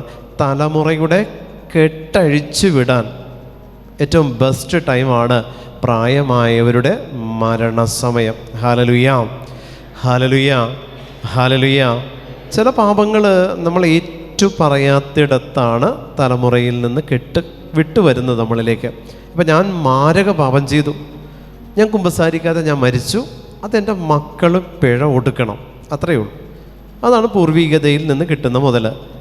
ഞാൻ വലിയൊരു ബംഗ്ലാവ് വെച്ചു, എൻ്റെ കാലശേഷം എൻ്റെ കുഞ്ഞിന് കിട്ടി, എൻ്റെ മകനോ മകൾക്കോ ആർക്കാണോ അവർക്ക് കിട്ടി. അതുപോലെ ഞാൻ ചെയ്ത സകലതും അവർക്ക് തന്നെ ഉള്ളതാണ്. ഉറപ്പായിട്ട് ഞാൻ ചെയ്ത എല്ലാ പാപത്തിൻ്റെ വിഹിതവും അവർക്കുള്ളതാണ്. ഇതെല്ലാം അവരിലേക്ക് ഫിൽട്ടർ ചെയ്ത് വിടാൻ എനിക്ക് പറ്റും. അതാണ് ഞാൻ ചെയ്ത പാപങ്ങൾ വിശുദ്ധ കുമ്പസാരത്തിൽ ഏറ്റുപറഞ്ഞ് പാപപ്പൊറുതി വാങ്ങി പാപക്കടങ്ങൾ കിളവ് കൈപ്പറ്റി ഞാൻ മരിച്ചാൽ, പ്രിയപ്പെട്ടവരെ, എന്നിൽ നിന്നൊന്നും മക്കളിലേക്ക് പോകത്തില്ല, അത് എന്നോടുകൂടെ തീരും. തലമുറയുടെ ശാപം എന്ന് പറയുന്ന അവസ്ഥ മക്കളിലേക്ക് വരില്ല. പൂർവിക ശാപമുണ്ടെങ്കിലേ പാരമ്പര്യ രോഗവും ഉണ്ടാവുള്ളൂ. ഹല്ലേലൂയ, ഹല്ലേലൂയ, ഹല്ലേലൂയ. അപ്പം തലമുറകളിൽ നിന്ന് കൈമാറ്റം ചെയ്തു വരുന്നത് അപ്പൻ്റെ സ്വത്തും വിഹിതവും പറമ്പും വാഹനവും വീടും ഒന്നും അല്ല പ്രിയപ്പെട്ടവരെ. അതൊരു വഴിക്കേ ഉള്ളൂ. മറുവഴിക്ക് ഇൻവിസിബിളായിട്ടുള്ള ചില അസറ്റ്സ് കൂടെ നിനക്ക് കിട്ടുന്നുണ്ട്. അത് നന്മയുടെ അസറ്റ്സും കിട്ടും, തിന്മയുടേതും കിട്ടും. നീ ഏത് കീപ്പ് ചെയ്യുന്നുവോ അത് നിന്നിൽ നിലനിൽക്കുകയും ചെയ്യും. അപ്പോൾ ഒരപ്പൻ അല്ലെങ്കിൽ ഒരു കുടുംബത്തിൽ പ്രായത്തൊരു വ്യക്തി, ഒരു സ്ത്രീയോ അമ്മയോ മരിക്കാറാകുന്ന സമയം, പ്രാർത്ഥനയിലുള്ളൊരു അമ്മയോ അപ്പനോ മരിക്കാറാകുന്ന സമയത്ത് നിങ്ങൾ ചൊല്ലേണ്ട പ്രാർത്ഥന നിങ്ങൾ ചൊല്ലി പ്രാർത്ഥിച്ച് അവരെ ഒരുക്കുകയാണെങ്കിൽ ആ തലമുറ വഴി വന്നതെല്ലാം അവിടം വെച്ച് മുറിച്ചു വിടാൻ പറ്റും നിങ്ങൾക്ക്. അതിന് നല്ല കുമ്പസാരവും എന്താ പറയുക, നല്ല കൗദാശിക ജീവിതം നയിക്കുന്ന വ്യക്തിയാണെങ്കിൽ അത് നല്ല പ്രാർത്ഥനയിൽ സാക്രമെൻറ്റ് സ്വീകരിച്ച് സാക്രമെൻറ്റ് സ്വീകരിച്ചാണ് ആ ആത്മാവ് ദൈവസന്നിധിയിലേക്ക് തിരിച്ച് യാത്രയാക്കാൻ നിങ്ങളതിനെ ഒരുക്കണം. ഒരു കുഞ്ഞിനെ നോക്കുന്നത് പോലെ അതേ ലാഘവത്തോടുകൂടി ആയിരിക്കണം 70 വയസ്സ് കഴിഞ്ഞ ഒരു കാരണവരെയോ സ്ത്രീയെയോ നിങ്ങൾ പരിചരിക്കേണ്ടത്. അവിടെ വെറുപ്പല്ല വരേണ്ടത്, അവിടെ വാശിയല്ല, അവിടെ അമ്മായിയമ്മ പോരല്ല. കുഞ്ഞിനെ വളർത്തി നല്ല രീതിയിലാക്കിയാൽ ഈ കുഞ്ഞ് നല്ല ജീവിതം നയിക്കുന്നത് പോലെ 70 വയസ്സ് കഴിഞ്ഞതിനെ നല്ല രീതിയിൽ പ്രാർത്ഥനയിലേക്ക് കൊണ്ടുവന്ന് നല്ല ജീവിതാവസ്ഥയിലേക്ക് കൊണ്ടുവന്ന് കൗദാശ സ്വീകരിച്ച് മരിക്കാൻ നിങ്ങൾ ഒരുക്കിയാൽ ഒരു കുഞ്ഞിനെ വളർത്തുന്നത് പോലെയാണ് 70 കഴിഞ്ഞ ഒരെണ്ണത്തിനെ വളർത്തുകയാണ് മക്കൾ. ഈ മാതാപിതാക്കൾ ഈ മക്കളെ വളർത്തിയതുപോലെ മക്കൾക്ക് മാതാപിതാക്കളെ നല്ല രീതിയിൽ വളർത്തി ദൈവത്തിന് കൊടുക്കാൻ പറ്റും. മാതാപിതാക്കൾക്ക് ദൈവം മക്കളെ കൊടുത്തിട്ട് പറഞ്ഞു നല്ല രീതിയിൽ വളർത്തി ലോകത്തിന് കൊടുക്കാൻ പറഞ്ഞു. ലോകത്തിന് മക്കളെ കൊടുത്തു. ഇതേ മക്കൾ ഈ മാതാപിതാക്കളെ 70 കഴിയുമ്പോൾ ഈ മക്കൾ വളർത്തും. ഈ മക്കൾ വളർത്തുന്നത് എങ്ങനെയാണെന്നറിയോ? ഇവർക്ക് നല്ലത് കൊടുത്ത്, ഭക്ഷണമല്ല പ്രാർത്ഥനകൾ, പട്ടിണിക്കിടാനല്ല ഭക്ഷണം കൊടുക്കണം, അതല്ല ഞാൻ ഉദ്ദേശിച്ചത്. ഭക്ഷണത്തോടുകൂടെ പ്രാർത്ഥനയും ഒരുക്കവും നടത്തി കൂദാശ സ്വീകരിച്ച് മരിക്കാൻ ഈ മാതാപിതാക്കളെ ഈ മക്കൾ ഒരുക്കി അവർക്ക് നല്ല മരണം മക്കൾ വാങ്ങിക്കൊടുത്താൽ ഈ മക്കളാണ് ഈ ലോകത്തിലെ ഏറ്റവും അനുഗ്രഹിക്കപ്പെട്ട മക്കൾ. കാരണം ഈ അപ്പൻ ഈ അമ്മ അവരുടെ തലമുറയിൽ നിന്ന് വന്ന സകല ഘട്ടും അവർ തന്നെ തിരിച്ചു കൊണ്ടുപോയിക്കോളും. പ്രിയപ്പെട്ടവരെ, യേശുവിൻ്റെ കയ്യിലേക്ക് അതവരെ ഏൽപ്പിച്ചോളും. Hallelujah, hallelujah. മാതാപിതാക്കളെ മക്കൾ വളർത്തണം, മക്കളെ മാതാപിതാക്കൾ വളർത്തിയതുപോലെ. അതാണ് വൃദ്ധരായിട്ടുള്ള മാതാപിതാക്കളെ കൊണ്ട് കുടുംബത്തിന് കിട്ടുന്ന ഏറ്റവും നല്ല അനുഗ്രഹം എന്ന് പറയുന്നത്. മക്കളുടെ സ്വഭാവം തന്നെ ഈ പറയുന്ന വയസ്സായവരും കാണിക്കും. ഒരു 6 വയസ്സുള്ള കുഞ്ഞിൻ്റെ സ്വഭാവമായിരിക്കും 60-70 കഴിഞ്ഞ കാരണവരും കാണിക്കുകയുള്ളൂ. കാരണം എല്ലാത്തിനും വാശിയായിരിക്കുകയുള്ളൂ. ഒന്നും നേരെ ചൊവ്വ ചെയ്യുകയില്ല, പറയുന്നതൊന്നും അനുസരിക്കുകയില്ല. എല്ലാം വിപരീതമായിരിക്കും, എല്ലാം വിപരീതമായിരിക്കും. പക്ഷേ നിങ്ങളുടെ നിരവധിയായിട്ടുള്ള പാപങ്ങളുടെ കടങ്ങൾ പോക്കാൻ അത് ഇടവരുത്തും. ഈ മാതാപിതാക്കളിൽ നിന്ന് എന്തെങ്കിലും ആന്തരിക മുറിവ് മക്കളിലേക്ക് വന്നാൽ അത് അടുത്ത തലമുറയിലേക്ക് പോകാതിരിക്കാൻ ഈ മാതാപിതാക്കളെ ശുശ്രൂഷിക്കുന്ന മക്കളിൽ ആ ഒരു കൃപ ദൈവം കൊടുക്കുന്നുണ്ട് പ്രിയപ്പെട്ടവർ. അതുകൊണ്ട് മക്കളും പ്രായമെത്തിയവരും കുഞ്ഞുമക്കളും ഒരേ അഭിഷേകമാണ് കുടുംബത്തിന് തരുന്നത്. 2 കൂട്ടരും കെട്ടുപൊട്ടിക്കാനുള്ള ഏറ്റവും നല്ല ഉപകരണങ്ങളാണ്. സ്പിരിച്വലി ദൈവം തന്ന ഒരു ഇൻസ്ട്രുമെൻ്റാണത്. നിങ്ങളത് നേരാം വണ്ണം ഉപയോഗിക്കുക. ഹല്ലേലൂയ, ഹല്ലേലൂയ, ഹല്ലേലൂയ. നിങ്ങളുടെ അധരങ്ങളിൽ നിന്ന് തിന്മയുടെ വാക്കുകൾ പുറപ്പെടാതിരിക്കട്ടെ. കേൾവിക്കാർക്ക് ആത്മീയ ചൈതന്യം പ്രദാനം ചെയ്യുന്നതിനായി അവരുടെ ഉന്നതിക്കുതകും വിധം നല്ല കാര്യങ്ങൾ സന്ദർഭമനുസരിച്ച് സംസാരിക്കുവിൻ. നിങ്ങളുടെ അധരങ്ങളിൽ നിന്ന് തിന്മയുടെ വാക്കുകൾ പുറപ്പെടാതിരിക്കട്ടെ. അധരങ്ങളിൽ നിന്ന് പുറപ്പെടുക എന്ന് പറയുന്നതും സംസാരിക്കുക എന്ന് പറയുന്നതും ഇവിടെ സ്ലീഹ നമുക്ക് വേർതിരിച്ച് പറഞ്ഞു തരിക. സംസാരിക്കുന്നതല്ല പുറപ്പെടുന്നത്. പുറപ്പെടുന്നതിൻ്റെ പ്രത്യേകത എന്താ? ലക്ഷ്യം കാണും, അതാണ് പുറപ്പാട്. ഉൽപ്പത്തി കഴിഞ്ഞാൽ പുറപ്പാടാണ്. ഉൽപ്പത്തി എന്ന് പറയുന്നത് ഞാൻ മനസ്സിൽ ഫോം ചെയ്തതാണ്. ഒരു കാര്യം ഞാൻ മനസ്സിൽ ഫോം ചെയ്തു, അതെൻ്റെ അധരത്തിലൂടെ പുറപ്പെടുക. Hallelujah, hallelujah. ഉൽപ്പത്തിയിൽ നിന്നാണ് പുറപ്പാട്. എൻ്റെ ഉള്ളിൽ ഫോം ചെയ്യുന്നത് എൻ്റെ അധരത്തിലൂടെ പുറപ്പെടും. ഹല്ലേലൂയ. അപ്പോൾ എൻ്റെ അധരത്തിലൂടെ പുറപ്പെട്ടത് എന്താ? ലക്ഷ്യം കാണും. മറ്റതെന്താണ്? ഞാൻ പറഞ്ഞത് എന്ന് പറയുള്ളൂ. ഇവിടെ സ്ലീഹ ഉപയോഗിച്ച വേർഡ് പുറപ്പെട്ടത് എന്നുള്ളതാണ്. പുറപ്പെട്ടാൽ ലക്ഷ്യം കാണും. അപ്പോൾ അധരത്തിൽ നിന്ന് വരുന്ന വാക്ക് പാപം നിറഞ്ഞതാണെങ്കിൽ അതിൻ്റെ ലക്ഷ്യം പൈശാചികതയാണ്. അപ്പോൾ എൻ്റെ ഹൃദയം, എൻ്റെ മനസ്സ് എന്തായി? എൻ്റെ മനസ്സിൽ പാപം കുന്നുകൂടി, വെറുപ്പ് കുന്നുകൂടി. അതാണ് അധരത്തിലൂടെ പുറപ്പെടുന്നത്. പ്രിയപ്പെട്ടവരെ, സുവിശേഷം പ്രസംഗിക്കുന്നതിൻ്റെ പ്രത്യേകതയും ഇത് തന്നെയാണ്. നമുക്കൊരു വചനം ഒരാൾ നമുക്ക് ഫോർവേഡ് ചെയ്ത് തന്നു, ഇന്ന വചനം യെശയ്യാ 20-30 ഇത് ഫോർവേഡ് ചെയ്തിട്ട് ഇത് നമ്മൾ വായിക്കുമ്പോൾ കൊള്ളാമല്ലോ, നല്ല വചനമാണ്. നമ്മളിത് അടുത്ത ആൾക്ക് അത് വീണ്ടും ഫോർവേഡഡ് മെസ്സേജായിട്ട് കൊടുക്കുന്നുണ്ട്. എത്രയോ പേർക്ക് ഇങ്ങനെ കൈമാറി വന്ന മെസ്സേജസ് കിട്ടുന്നുണ്ട്. പക്ഷേ അയച്ച വ്യക്തിയെ സംബന്ധിച്ച് ഈ വചനം എന്നിൽ രൂപപ്പെട്ടിട്ടില്ല. ആദ്യം ഈ വചനം എഴുതി ഫോണിൽ വാട്സാപ്പിൽ ടൈപ്പ് ചെയ്ത വ്യക്തിയും ബൈബിളിൽ നോക്കി ഫോണിലേക്കാണ് പോയത്. ബൈബിളിൽ നോക്കിയത് ഹൃദയത്തിൽ സംഗ്രഹിക്കാതെ അധരത്തിലൂടെ പോകുന്നുണ്ടെങ്കിൽ ആ വചനത്തിൽ ജീവൻ ഉണ്ടാവില്ല. ഹല്ലേലൂയ.